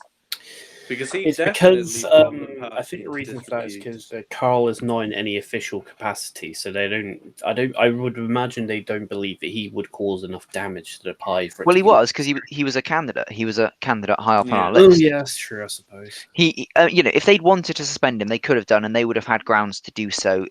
I'm talking legally. Obviously, I don't think they would have had grounds to suspend him, but legally, the Constitution allowed them to if they wanted to, and they may have been found that was wrong, but they could have done under the Constitution. But and likewise, they could have done that to Gerard by the Constitution if they wanted to. They could have gone after the whole Tommy thing or after the Saga thing or whatever. They could have gone, right, Gerard, we believe you've brought the party into disrepute. We are suspending you as a member. There will be a leadership election as a result. That would have been probably legally airtight, right? I don't know the specifics, but they would have got away with that at least easier. But that's not what they've done. They've not followed the rules to do this. They've just arbitrarily said he brought the party into disrepute and not punished him appropriately. If it's their stance that he's brought the party into disrepute, they should take the route of officially saying he's brought the party into disrepute, suspending him, and putting him to a disciplinary hearing. If they believe it that strongly, they should take the official route, and that would also block him from standing in the leadership contest. maybe, But that's not what they've done. Maybe they tried to take a softer approach in an attempt not to piss off the Batten supporters, Yeah. which they've done anyway. They've definitely pissed us off. Yeah. Well, that's what they've done. They have done that. You're right. They've done it to try and get a softer approach. But the problem is that softer approach is not mandated by the Constitution or the party rulebook. That's not something that's justified. They can't do it. It's not. There's no exception that allows that. It's not something they can do, and that's the issue. Exactly. And I have some interesting news actually to bring up relating to this. So basically, in response to the NEC's decision, there was a legal fund set up by Alan Craig, who is the former spokesperson for families and children. That legal fund has now reached over 10 grand. It's literally very recently gone to £10,000 and £10,010. So Hooray. this has come from, I believe, around 362 different donors, and this is just out of nowhere. People who are passionate about Gerard have just come out of the woodwork and pledged money, and knowing how Huzzah for the battle knowing how tight people are in general with their money, especially to things like this is a pretty big deal for them to raise £10,000, and this is in less than 2 weeks as well. Yeah, and I don't want to name names with this, but there are people I know who are seriously struggling with their finances, and they have pledged a significant amount on that fundraiser because it's something they believe in. It's something that's so fundamental to everything they believe in that they are willing to put aside whatever they're saving up for.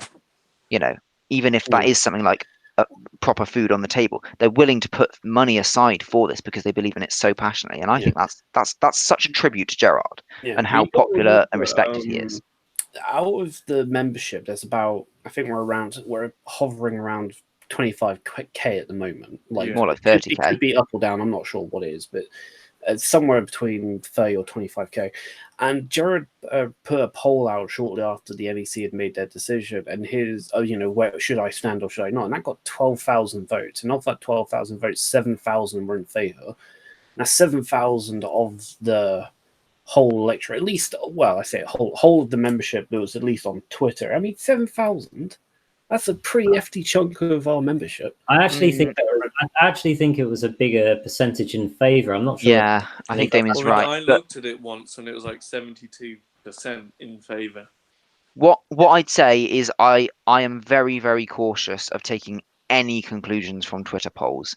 And I know. And I totally get what you're saying, and I totally get even about the 7,000. But you don't know how many of those 7,000 are UKIP members. You don't know how many of them live in the UK. You don't know anything about them.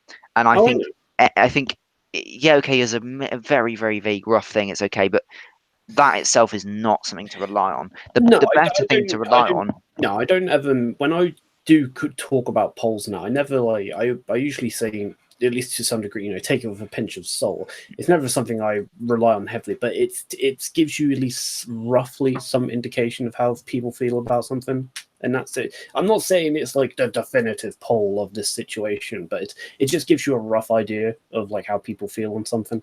That's why I occasionally bring up polls. Well, I think the 10,000 is probably the biggest statement.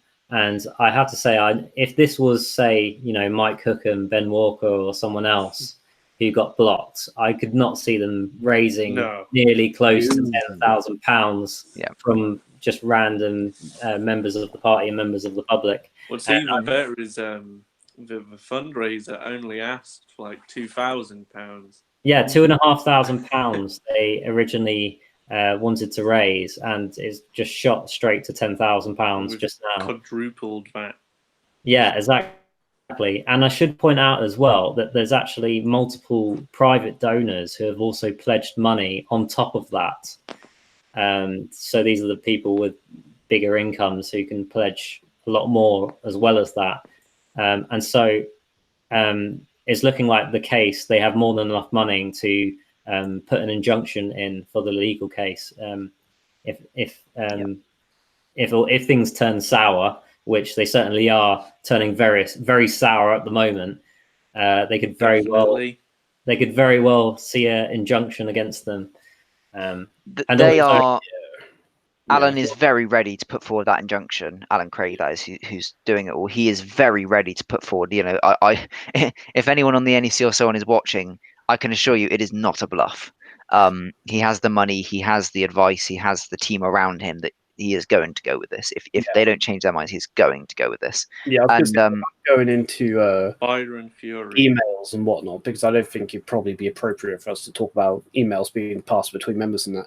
But it's definitely a high indication that it's probably going to happen, and I think we're at the point where it's imminent.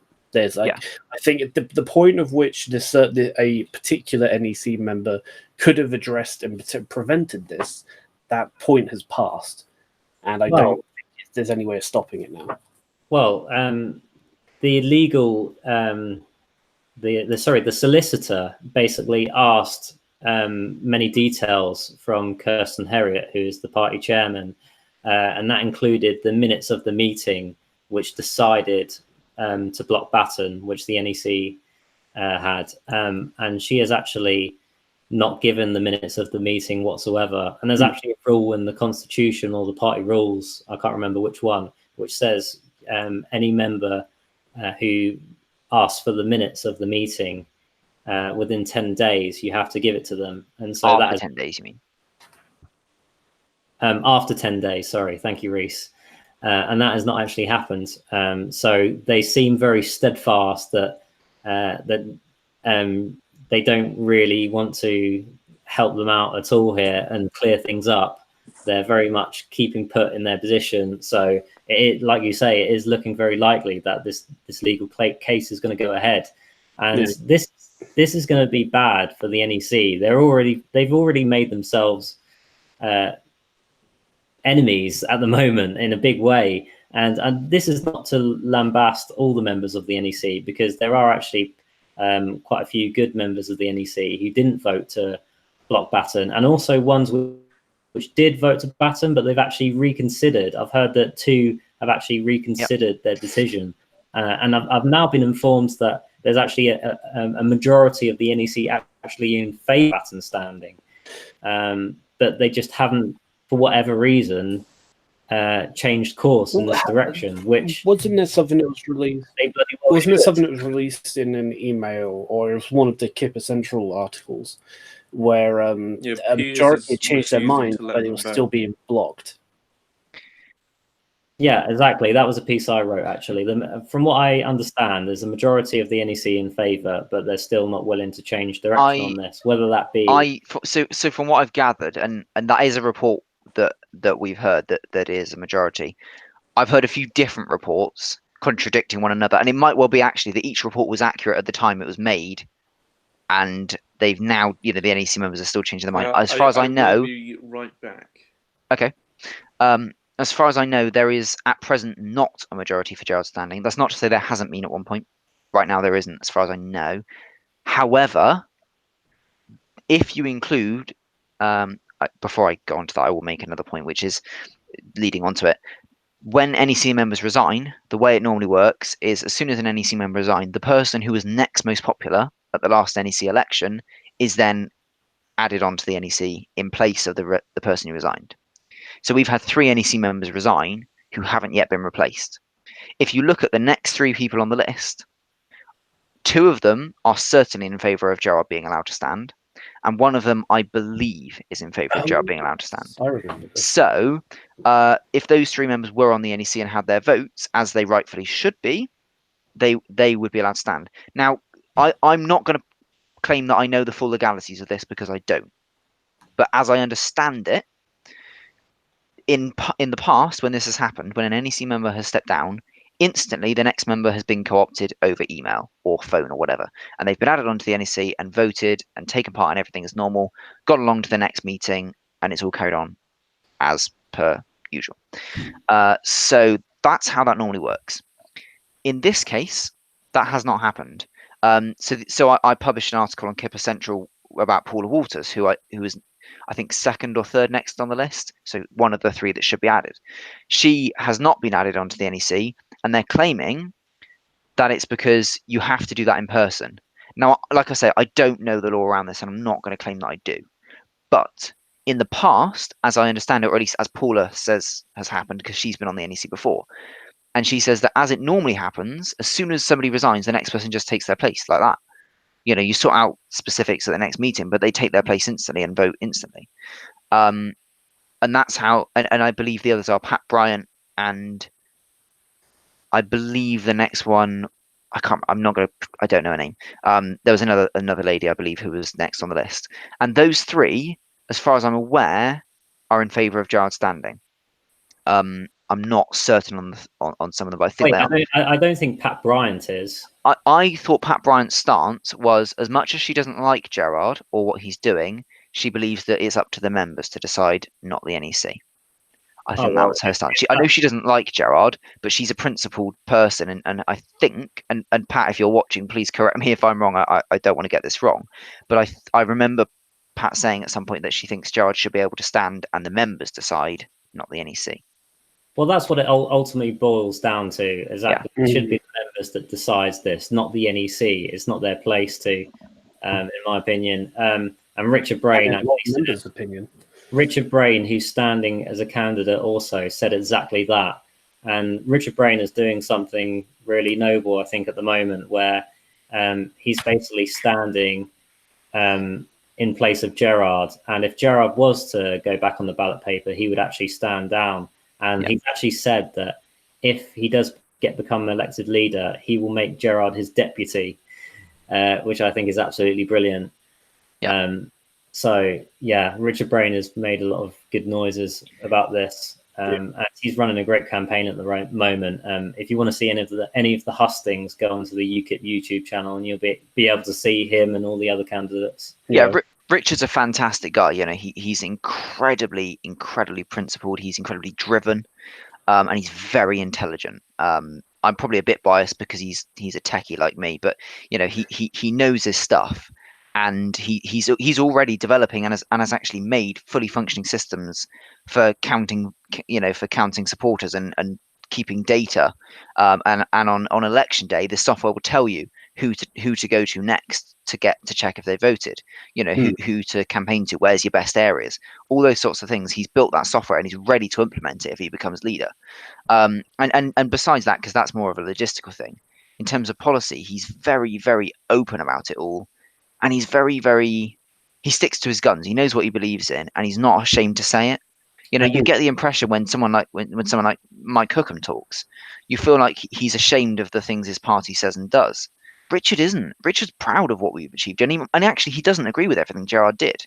There are certain decisions Gerard made that he doesn't agree with, but generally speaking, he does, and he's proud of what he believes in. He's unashamed to say it, and he's not frightened of how it might affect him. He says what he believes in, regardless of the consequences. Yeah. That's great. And very importantly as well, he's willing to talk about the tough issues, such as Islamic extremism, and that's something which certain candidates, Mike Hookham, for instance, just does not want to address. And for me to not address these important issues at this time is just failure in realizing the reality of what's in the country at the moment.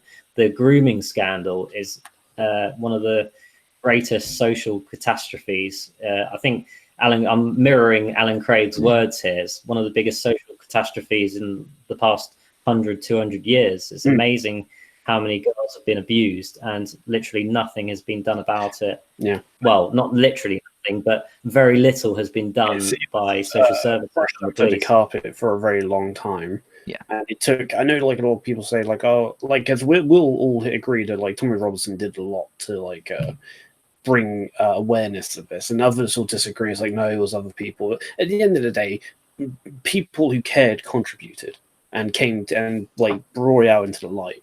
And there's still far more that needs to be done to bring that issue out into the light. And I think going on to like candidates and that, I think they've all performed very well. And I think honestly, the one person I was a bit disappointed in, who I thought was going to be doing a bit more, would have been Walker, because he started off in the very first thing he did. He started off very strong, and then the more I've watched this stuff, I've been kind of less and less impressed a bit. I was just kind of like, eh. Whereas Hookham and Vaca have really taken me by storm. Obviously, I think Hookham's, his reluctance to talk about the issues of extreme Islam and that in this country is very disappointing. But aside from that, I like everything I hear from Hookham. Aside from those particular points, most of what I hear from Hookham I quite like. Yeah, I don't know. The problem with Hookham is he says what he thinks is popular. And that's why we agree on a lot of things, because a lot of things that he agrees with, for example, Brexit, immigration, fisheries, which to be fair to him, he's very good on, are things that are broadly supported by both UKIP members and generally the public. But when it comes to the tough issues that not everyone will agree on, he'll back down. If something's not popular, he'll back down. He has the same attitude that the Tory party would have, or Labour would have, or Lib Dems would have, which is, if we put something forward and it's not very popular, let's go back on that. Let's do a U-turn. It's not popular. The next election, we'll forget it.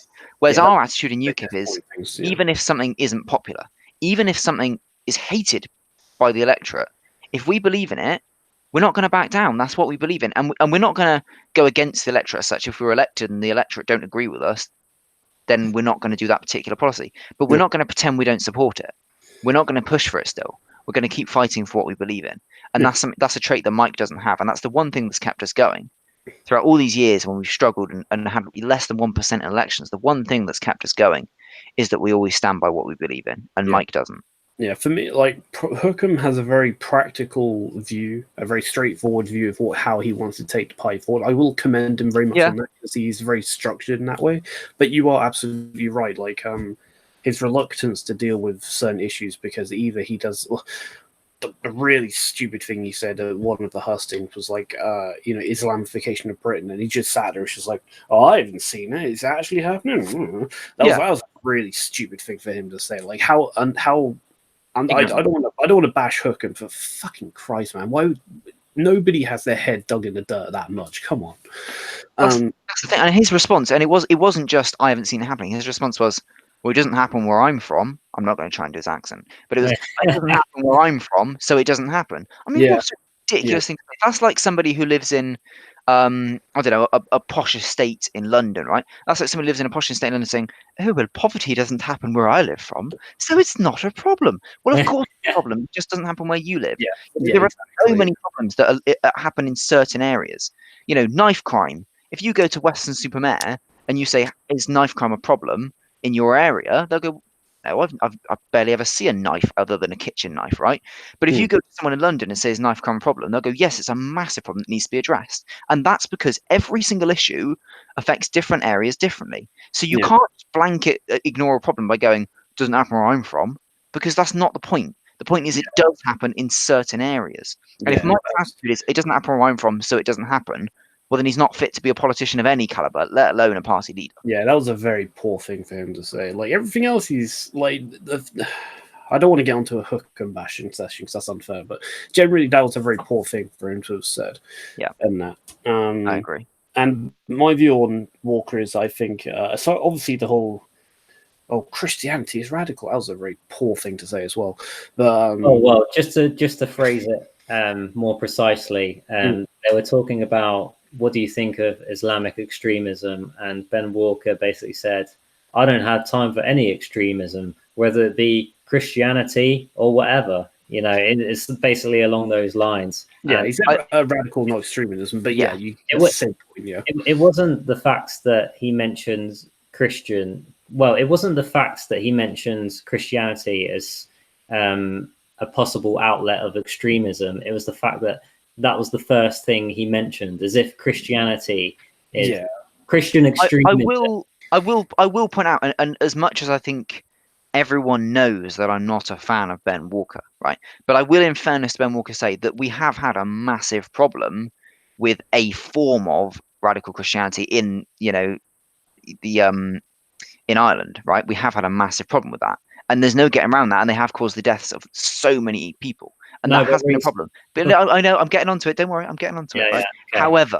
However, that is not a problem that we are facing massively right now. Okay, the massive problem right now is Islamic extremism. If you look at right from who's being radicalized in schools up to who's killing people in public areas, right, and everywhere in between, every sign of extremism, Islamic extremism is always at the front of that. Right, that's the problem.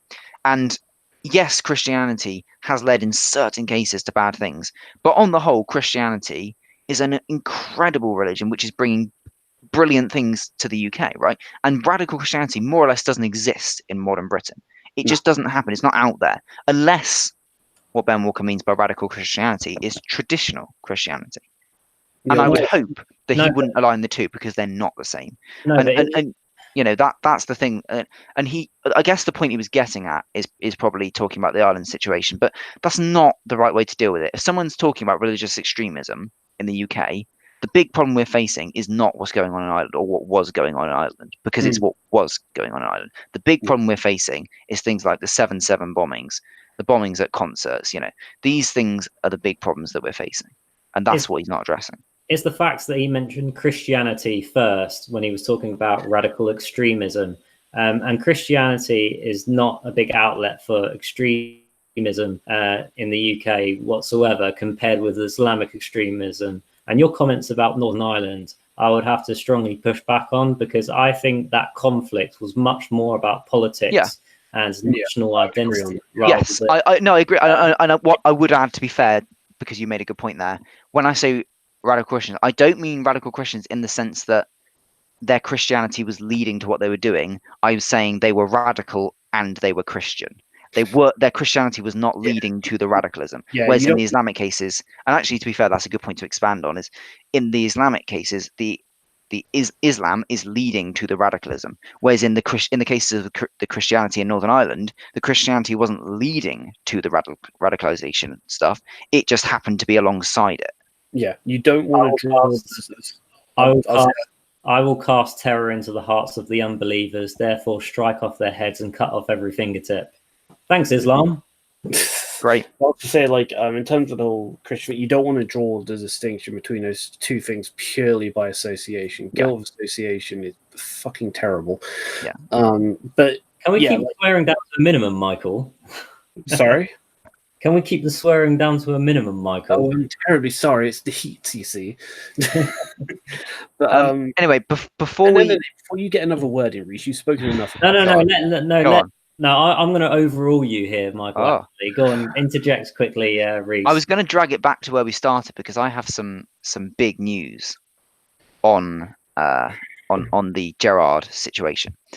There is, and this is a Kipper stream exclusive, which I don't think even Damien knows about. So, so today a letter has been sent to Kirsten from Alan Craig, and that letter has formally and legally advised Kirsten to suspend, or not suspend, but postpone the sending out of ballots in the election until such a time that the situation with Gerard has been dealt with. I have a copy of the letter here. I'm not going to read it out because it's sort of, a lot of it is legal talk. Is that the supporters of Gerard Batten? That one, is it? No. It's a letter that's been sent from Alan to Kirsten. Yeah, but I mean, did you get it from the supporters of Gerard Batten? Yeah, I've read this. No. I've read this email already. No, this is a different. Oh, is it? This is a different email. No, it's from what you're saying. It's the same one that I got earlier, so it's not an exclusive, really? I'm afraid. Oh, well, that sucks. I thought it was.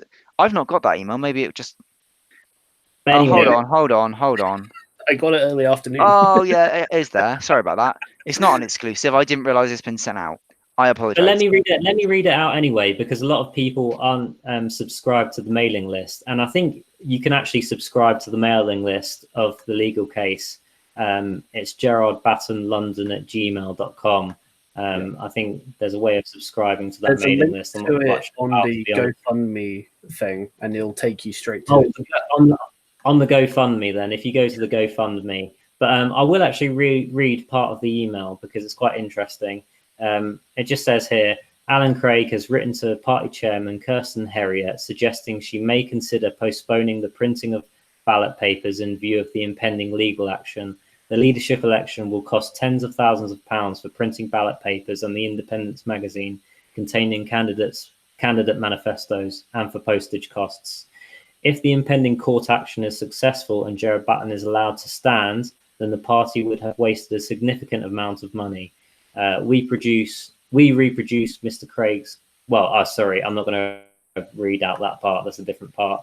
But just to make things clear, the people who will actually be liable to the costs are actually the NEC members, and not actually the party. But there is the argument that they could very much well be bailed out by the party, which has happened in the past. And also, if they are to spend thousands on the ballot papers, etc., postage, and it turns out that they lose the case, then they will have wasted thousands of pounds of party money on putting out those membership ballots when they're actually invalid. Yeah, definitely. Okay. Another topic I wanted to get on is basically in the same vein of things. Is just a broader conversation about freedom of speech and democracy in UKIP. Obviously, we've had the Gerard Batten case, which, in my opinion, is a violation of the democracy, the true democratic nature of the party. Like we've said before, I believe it should be the members that decide the leader, not the NEC. But there have been certain other circumstances where I feel like there have been failures.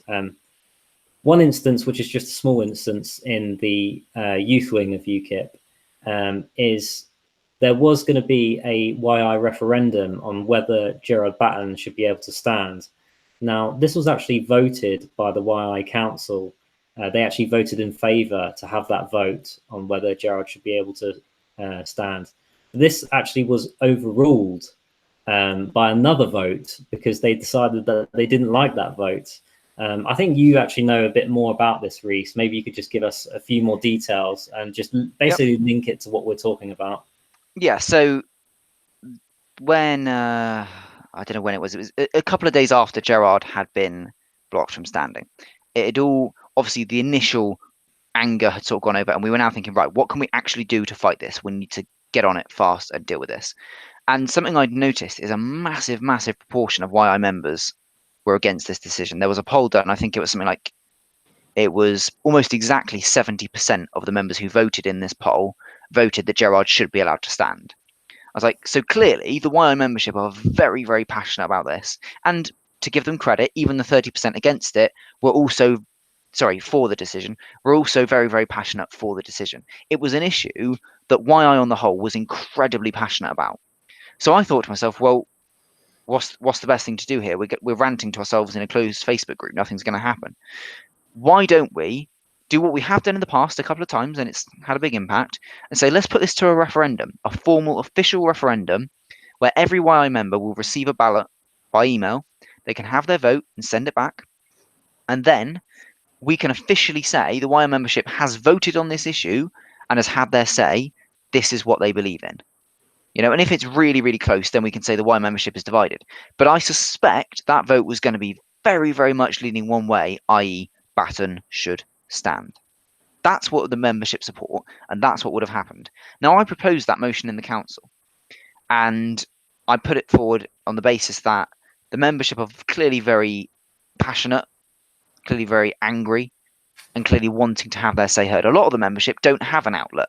We can all email the NEC and the CHEM, whatever, individually, but as a collective, we don't have an outlet. Now, the council members individually were very much for, or at least a lot of them were very much for, Gerard being blocked. So the council as a body was unrepresentative. So I thought, well, the membership themselves need to be represented. So I went to a referendum and I proposed that, and I put it forward, and I said, we need to listen to the members and we need to let them have their say. The party as a whole genuinely really care what YI think. If you look to a lot of big issues, YI has been very influential, especially over the whole Henry Bolton saga. YI members are really respected in the party. So if we show the party what we believe, it's likely going to have an impact. The NEC members are going to go, well, YI is very passionate. They're wise young guys who make a lot of difference, guys and girls, right? And anything in between it. So they're going to have a lot of impact. So I put that forward, and that's the basis of a pro-democracy, pro-giving YI membership a say, which you think the council would support, because supposedly the council is there to help the YI members and to give them that voice. And actually, to be fair, it passed. We're only just in the last minute or so, the vote ended up being one vote more for the referendum than against it. So it just passed. And we were getting ready to do it. The only problem was nobody had an up-to-date membership list. Now, why the hell nobody in the council had an up-to-date membership list is beyond me. The only person who'd had one was Nate, who'd of course stepped down. I don't understand why the secretary or deputy chairman or anyone else didn't have one, but that's another question. The point is they didn't have one, but they could get one. I gave them several routes for getting a membership list, and they did not get one. Whether they tried, I don't know. A couple of them say they did. I don't know. They're probably being honest. Either way, we didn't have a list, but we were getting one. And a couple of days later, George said, right, I will have the list today. I know that I will get the list later today, George Pykov. And we were like, great, well, that's sorted. What we'll do is we'll put it out later today, and that's all done. Then a motion was proposed by, I believe it was by Scott Holman. Who was joined the Brexit Party. Yes, who has since left and joined the Brexit Party, which is an interesting thing to add on there. And Scott proposed I can never say that word, confirmatory vote on my vote. Sounds a little bit second referendum-ish to me. Exactly. And he said a confirmatory vote on whether we should have a referendum, bearing in mind that the council and the membership had already very clearly come out in support of this referendum. And the council came out in support of it. Only just, again, I think it was only by 1 or 2 votes or something, but the council then supported Scott's motion to stop the referendum. And as far as I'm concerned, it's ridiculous. We had our say, we had a vote, we were getting ready to do it, we'd chosen a returning officer, the ballots are being designed and was all set up and ready, the account was registered, all we had to do was plug in the membership list and go. And they turned it down on the basis that it wasn't ready to do. We didn't have time, we couldn't have done it.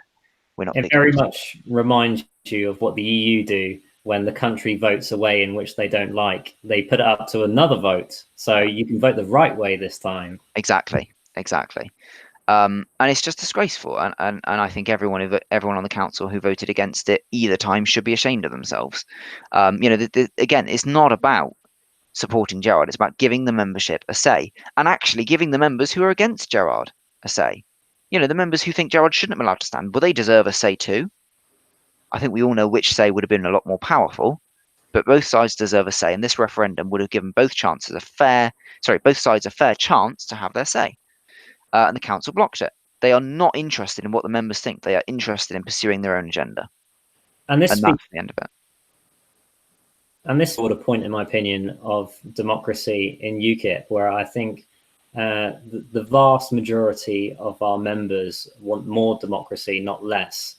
But we do have certain people in the hierarchy of UKIP where they say they're fully in favour of democracy, but they don't always do things which show that. And I think the time is coming where we sort of need to, like what Bojo has done, maybe have a bit of a reshuffle in some of these areas, the NEC and also possibly in YI.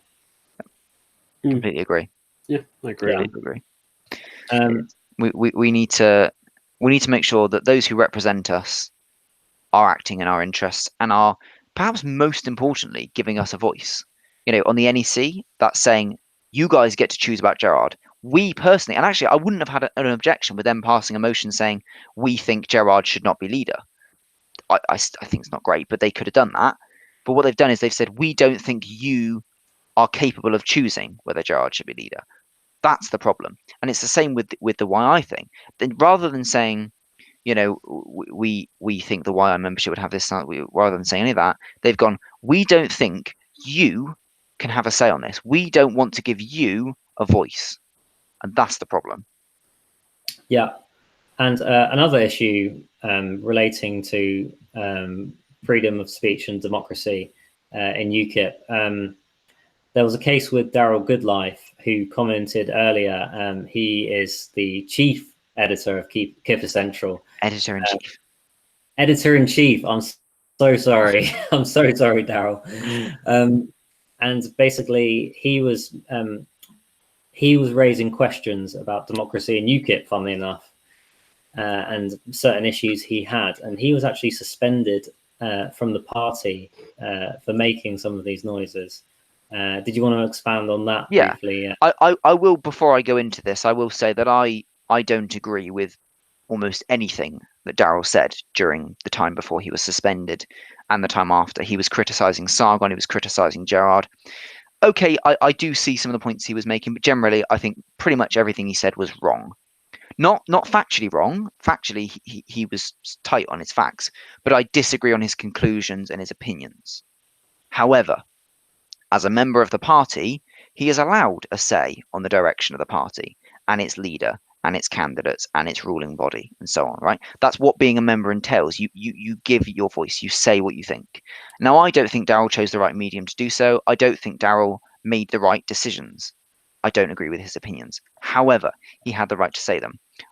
But that's not what he was suspended for. Just before Gerard officially formally stepped down as leader, which I can't remember the date that was, but Gerard formally stepped down on a certain date as leader, at which point the NEC chose a new leader, which was Piers and so on. Now, that date that he was going to resign, we all knew at one point that it was going to be probably in the next week or so. That was just common knowledge. It was common sense, really, because you knew he had to step down. You knew the leadership election was coming. Well, he's going to have to step down in the next few days at some point. We all knew that, right? And what Daryl found out is somebody in the party confirmed to him the official date. And I can reveal that I don't know if this has already been said or not, but there were a number of people who approached Daryl, you know, people relatively high up in UKIP, who approached Daryl and said, I have it confirmed that this is the date Gerard will formally be stepping down. So it was very known, and actually a lot of people sort of in the party knew that was the case. A lot of people high up, and actually a lot of grassroots members knew that was the case. So Daryl found this rumour, he confirmed it with a few different sources, found out that it was indeed the case, and he published an article saying that Gerard's formal date of stepping down will be whatever date it was. And then a few days later, or in fact it might have been later that day, the mainstream media, I think it was the Guardian and the Times or something, reported that Gerard was going to be stepping down on that date. Now, Kirsten drew the conclusion that because Daryl published that article, that must be how the media got the articles and used it to attack us. So she suspended him on the grounds he brought the party into disrepute. Now, she's entitled to do that by the Constitution, as we discussed earlier. What she doesn't have any proof of is that these mainstream media outlets actually found this story from Kipper Central or from Daryl. There's no proof of that. There's actually, I suspect, a good chance that the people who came to Daryl also came to the mainstream media. Now, before anyone asks me, I don't know who these people were. I have no idea. Daryl doesn't reveal his sources even to me. But I trust him when he says they were people relatively high up in the party. Okay, and those people went to Daryl and then probably went to the media. But yet Daryl has been blamed for it. And Daryl was suspended from the party, which means he can't vote in the leadership election and so on, refused his membership on the basis of that article and the fact that he's come out criticising some of the party's decisions. Now, and I'm sure probably all of us on the stream tonight really disagree with everything Daryl was saying and doing. But I would defend his right to say it because he is a member of this party, he's paid his subscription, and he has a right to have his say, as we all should. But that was taken away from him. And I find the rule to be a bit draconian as well, because if you want information like that to stay private, you can't let so many people know about it and expect it not to leak. To me, it's ridiculous, really. And also, what's wrong with people knowing the date that the leader is stepping down? Surely that's something that generally in politics is very well known. The date Theresa May was stepping down was very known. When a party leader resigns, if they're planning to resign, they pretty much always release the date they're resigning. And if it gets found out, well, it's not that much of a big deal anyway. If you know that they're gonna resign in the next couple of weeks, and then you find out specifically when in the next couple of weeks, well, it's hardly a big revelation. Like, it wasn't even that much of a story because it was news that most people knew anyway. We weren't even that ecstatic about the article because it was something that everyone was aware of anyway. Yeah, it was really nothing controversial or anything. Yeah. Like, I should imagine when Daryl got it, he was probably thinking about whether or not to even publish it because it wasn't that big of a story, It's just not significant. But they use that as an excuse to suspend him, and I imagine there are more similar cases. Yeah. Talking about democracy, I've got two questions from the chat, if you guys don't mind me asking them. Sure, go ahead. They're both from the same person, the Adam family. The first one is, and I think you might know a bit about this, Reese, because I don't. How are the votes going to be counted? Is there an independent agency, or will it be done by the members? So the way it's been done before, certainly in the last couple of leadership elections, and I believe quite a way back, even before I was a member, the way it's been done is we've paid I believe it was the Electoral Reform Society to do our elections. It may have been different organisations, something like that. And they monitor the elections. They act as the counting agents. And what they do is when you send off your ballot, it comes with a free post thing inside, so you'd have to pay for postage, and you send it off directly to the electoral services thingy, whatever they're called, Electoral Reform Society, and they count the ballots and they announce the results, or they give the results to the party who announced the results. So they make sure it's done fairly as a completely independent, non-biased review organization.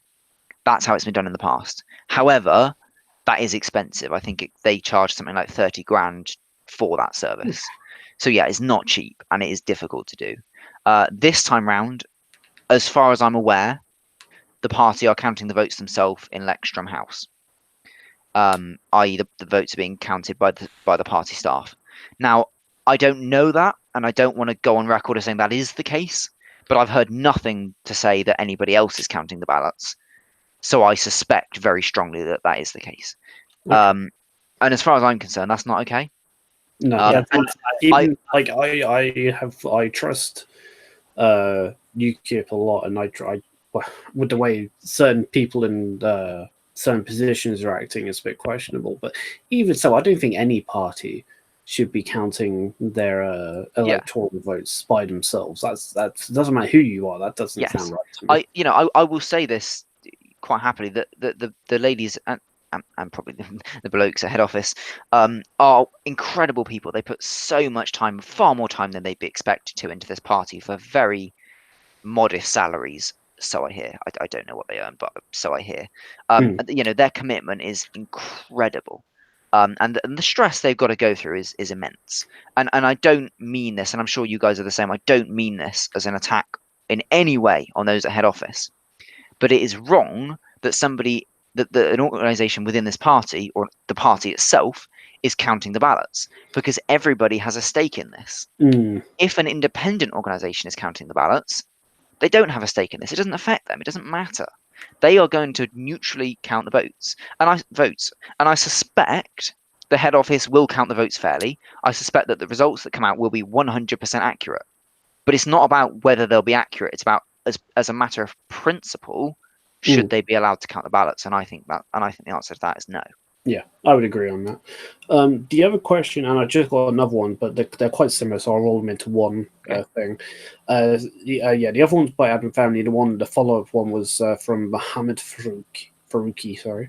Okay. The first one was also second question. With Boris Johnson in charge, what is the point of UKIP?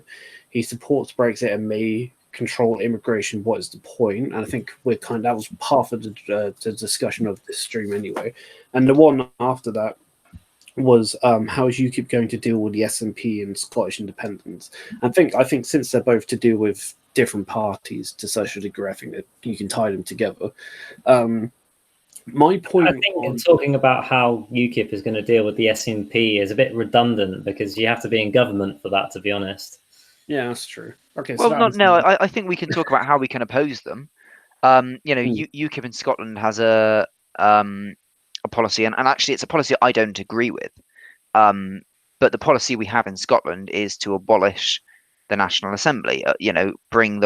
Stop the devolved assembly, because, and the point I do agree with is the assembly doesn't work. It's not working for Scottish people. It's giving immense power to the nanny state, and it's meaning that Scottish people are suffering.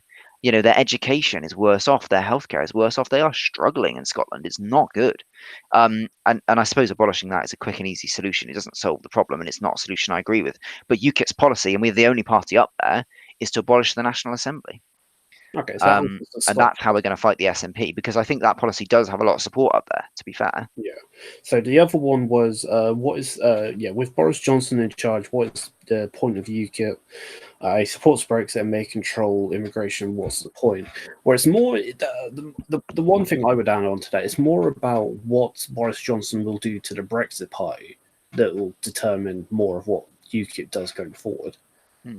Yeah, I mean, does Boris support Brexit? The night before he announced whether he supported Brexit, he wrote 2 articles, one supporting Brexit, one against Brexit. And on that night, he decided, and the next day he supposedly came out passionately in support of it. Does he actually support it? I don't know. Who knows? Boris supports what works for Boris. In terms of UKIP, we have so many more policies than just Brexit. The fundamental one at the moment being free speech. Nobody else is even mentioning free speech, despite the fact that thousands of people are being censored. There was a guy arrested, I suppose you all heard, arrested for 5 weeks for writing on his house, "Islam is questionable." Arrested for 5 weeks. He was found not guilty, but the police arrested him for 5 weeks for it. Mental, absolutely ridiculous. You look at the Tommy Robinson case. You look at everything going on. You look at the guy who was sacked from the American embassy for happening to support Tommy Robinson. All of these cases are ridiculous, and we've got to come out and support those who are victims of the state. And there's more to it than that. There's the fighting back of the state. There's the opposing HS2. There's the completely redesigning the education system, giving a future that young people can support, giving a chance for younger young people growing up, that when they grow up, they can specialize in what they want to specialize in, not in what the government decides is most important for them to specialize in. All of these things are so critical that no other party is talking about. Yeah, I think that will be one of the big steps for UKIP. And this is like, if you've been watching any of the hustings, and I highly recommend, if you're interested in UKIP, if you are a member or thinking of becoming a member, watch the hustings. They're very telling of what to expect going forward. But the general theme of all the hustings, and it's not like intended to be structured this way, but it's a lot of how the candidates are feeling, is where does UKIP go now? Like, what, with all the things going on at the moment in British politics, what is UKIP's core identity going to be going forward?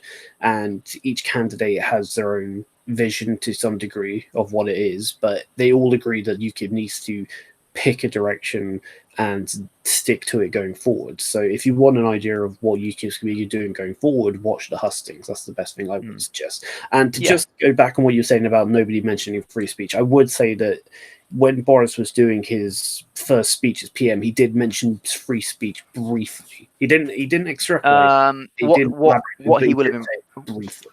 What he will have been referring to is that case last week where the police, some junior police officer who was an absolute nincompoop, to be polite, came out and he said that some leaked document was published, and the paper shouldn't publish it because it's a private document.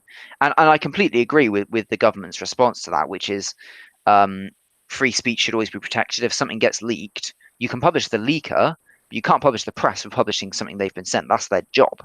And that's what Boris will have been referring to with free speech or free press, which is probably what he said. I imagine. I may be wrong. He said free speech, but he could have been meaning the free press. Yeah, he probably meant the free press.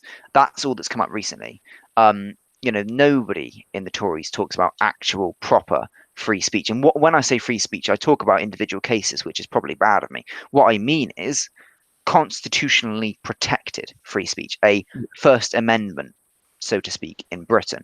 That's what I mean when I say free speech. We need a protected, enshrined bill of rights in the UK which protects free speech. And until we have that, it's not dealt with. Absolutely. And going back to the free speech issue in UKIP as well, another one which is closer to home for me. I actually talked about this previously, how I'd actually been kicked out of the youth wing of UKIP YI's Facebook group. And this was based on certain things which I had said, which I had made as jokes, where I had called people certain names, ironically and sarcastically, and things like that. And they basically, what the executive of YI, I believe, did was kick me out on the basis of these comments, jokes, as I would call them, and basically have me subject to review from Kirsten, the party chairman, and basically decide to let me back in based on what the party chairman says. Now, I believe in innocent until proven guilty, unless she has made a statement regarding I have said something which is just too outrageous that I have to be suspended or whatever, then they should not be kicking me out of the Youth Wing's Facebook group, in my opinion. Yeah. Now, when that came up, there were only a handful of us, I think 2, maybe 3 of us, who defended you in the council. Everyone else was against you. And my line was the same. I said, if he's kicked out of the party or suspended from the party, as much as I don't agree you should be suspended, if he is suspended, then we have to remove him because this is an organisation of the party and non-members cannot be in it. And I said, that's fair enough. But until a decision is made, he is a party member and he is not, you have no basis to remove him. But of course, that was common sense, so the council didn't listen because common sense is a bad thing. So since then, nothing's happened. That was probably, a week ago now. And I, obviously George Pykoff says he's contacted Kirsten, who hasn't replied or hasn't given him an answer. Not necessarily hasn't replied, but hasn't said yes or no to it. I've messaged Kirsten myself twice, asking for clarification. I've had no response to either message, which is not a massive surprise, to be honest with you. And the situation at the moment is you're not suspended from the party, but the council are keeping you suspended anyway because why not? Yeah. As far as I'm aware, and I think that's ridiculous. I think they have no right to suspend you, and of course they're coming back with this argument that hub is a privilege, not a right. Yeah, so on. Fine, if that's your stance, but they've not banned you from hub on that basis. They've banned you from hub on the basis that Kirsten might suspend you. Well, that's no basis to ban someone. Exactly. And I just think it's wrong. I will continue to fight against it, and I hope that enough members of the council will see sense and go, this is going on too long. If Kirsten suspends Damien, then he can be removed. But until that point, he has as much right as all of us to be in hub. And again, the vast majority of the YI members, there was a poll, not a poll done, but someone did a post saying, if you agree that he shouldn't be kicked out of the hub, he should be let back in. And once again, overwhelmingly, they believe that I should be let back in the hub because I've not done anything. Like you say, Kirsten hasn't said that I'm suspended from the party or anything like that. So they have no real basis. And there was actually a poll done as well as Joel's post you're referring to. There was actually a poll done, and in the poll it was something like 2/3 or maybe just under 2/3 of the membership supported you and said you should be allowed in hub. A massive majority said that you should be allowed in hub until we have an answer. Yet again, the council are going against the membership. And just to make a quick point, actually, I actually made a video on the Kipper stream. And in that video, I said it was Aidan Foster who proposed the ban and Joe Simons who seconded it. I have to say that is actually wrong. Joe Simons did not second the motion. I heard that he seconded the motion from George Madgwick, who is the YI secretary. He announced in the hub, in the Youth Wing Facebook group, that Joe Simons seconded the motion, but that is actually incorrect. So he put out false information. I've heard he's since corrected it now, but apologies to Joe Simons. It wasn't him who actually seconded the motion. He didn't say who seconded the motion. I have no idea, but it's not Joe Simons. So apologies to Joe Simons. Joe Simons did still support the motion. So pretty much a lot of what you said about his position on it is still true. It's just, technically speaking, he didn't second it. I can't remember who did second it now. I think it has been announced. I can't remember, but probably one of the usual suspects.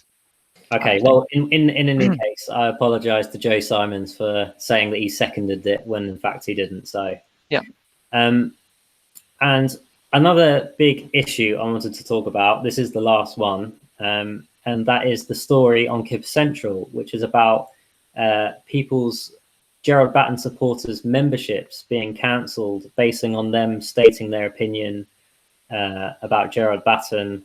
You'll be able to say a lot more about this, Reese, because you know about the issue a lot more better.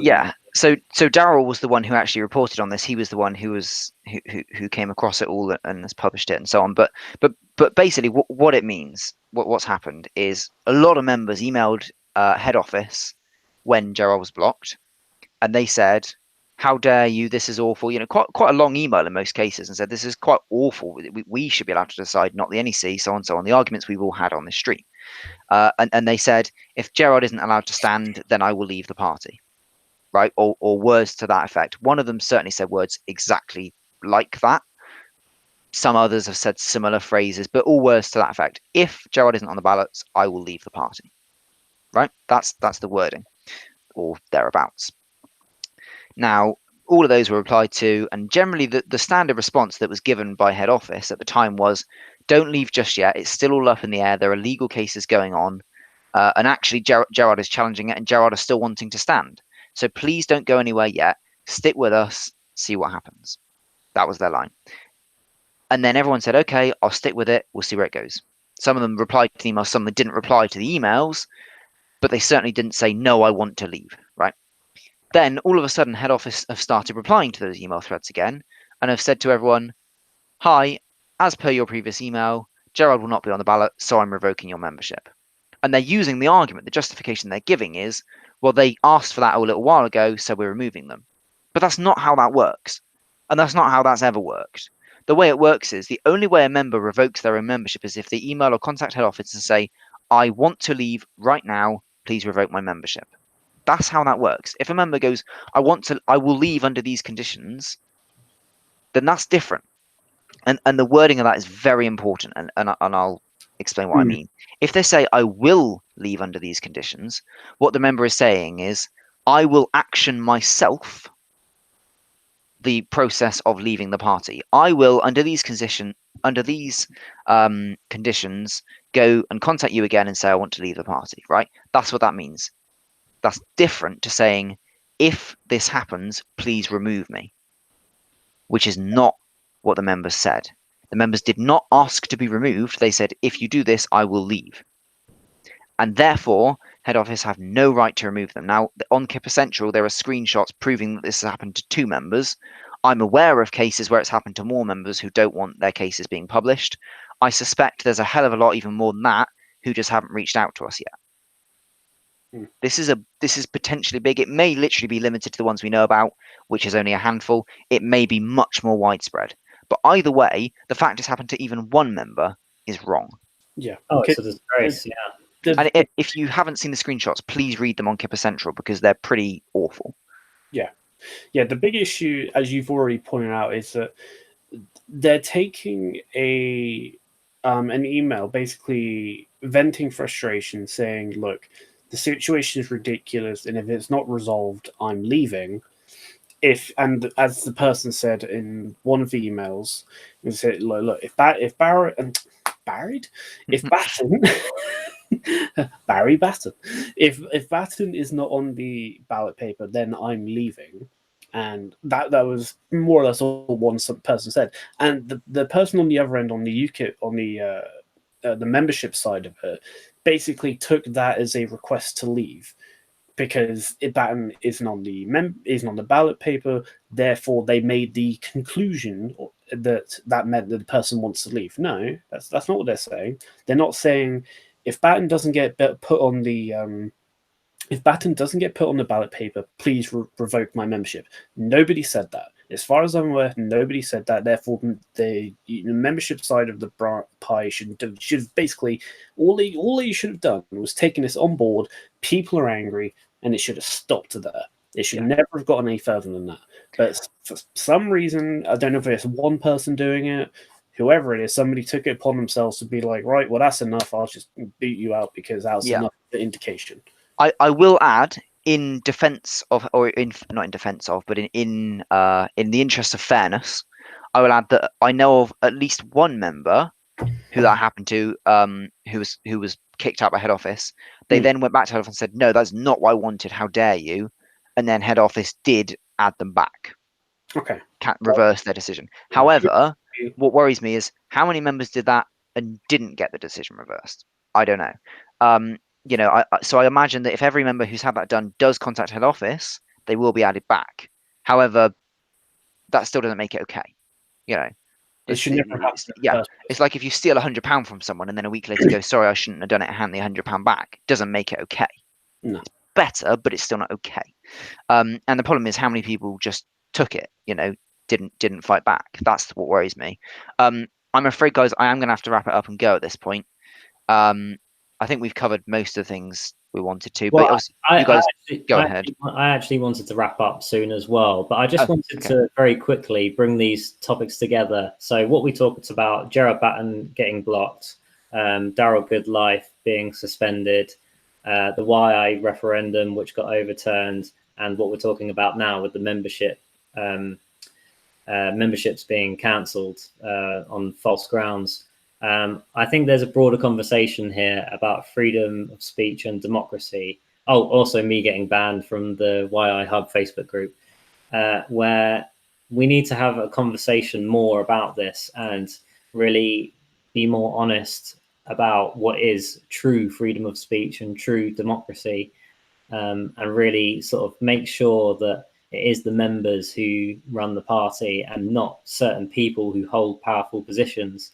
And I think Gerard he's a strong symbol of this, because he's sort of at the crux of it. And him not being able to stand, it's not so much about Gerard, it's more about the integrity of the party. Is it a democracy? Is it the members that decide? And I think that is the real crux of this. We need Gerard back on that ballot paper for people to continue to believe in UKIP. And that is a moral party as well as just a party which believes in certain issues. Yep, I couldn't put it better myself. Yep, in full agreement with that. Okay, well, we sorted that one out. Lovely job. Right, I'm heading off now, guys. I'll thanks for a good stream. Thanks for everyone to watching, and I'll see you again soon. Yeah, well, we're going to close it off now. So see you later to everyone, and peace out. Cheers, guys. Bye. Bye.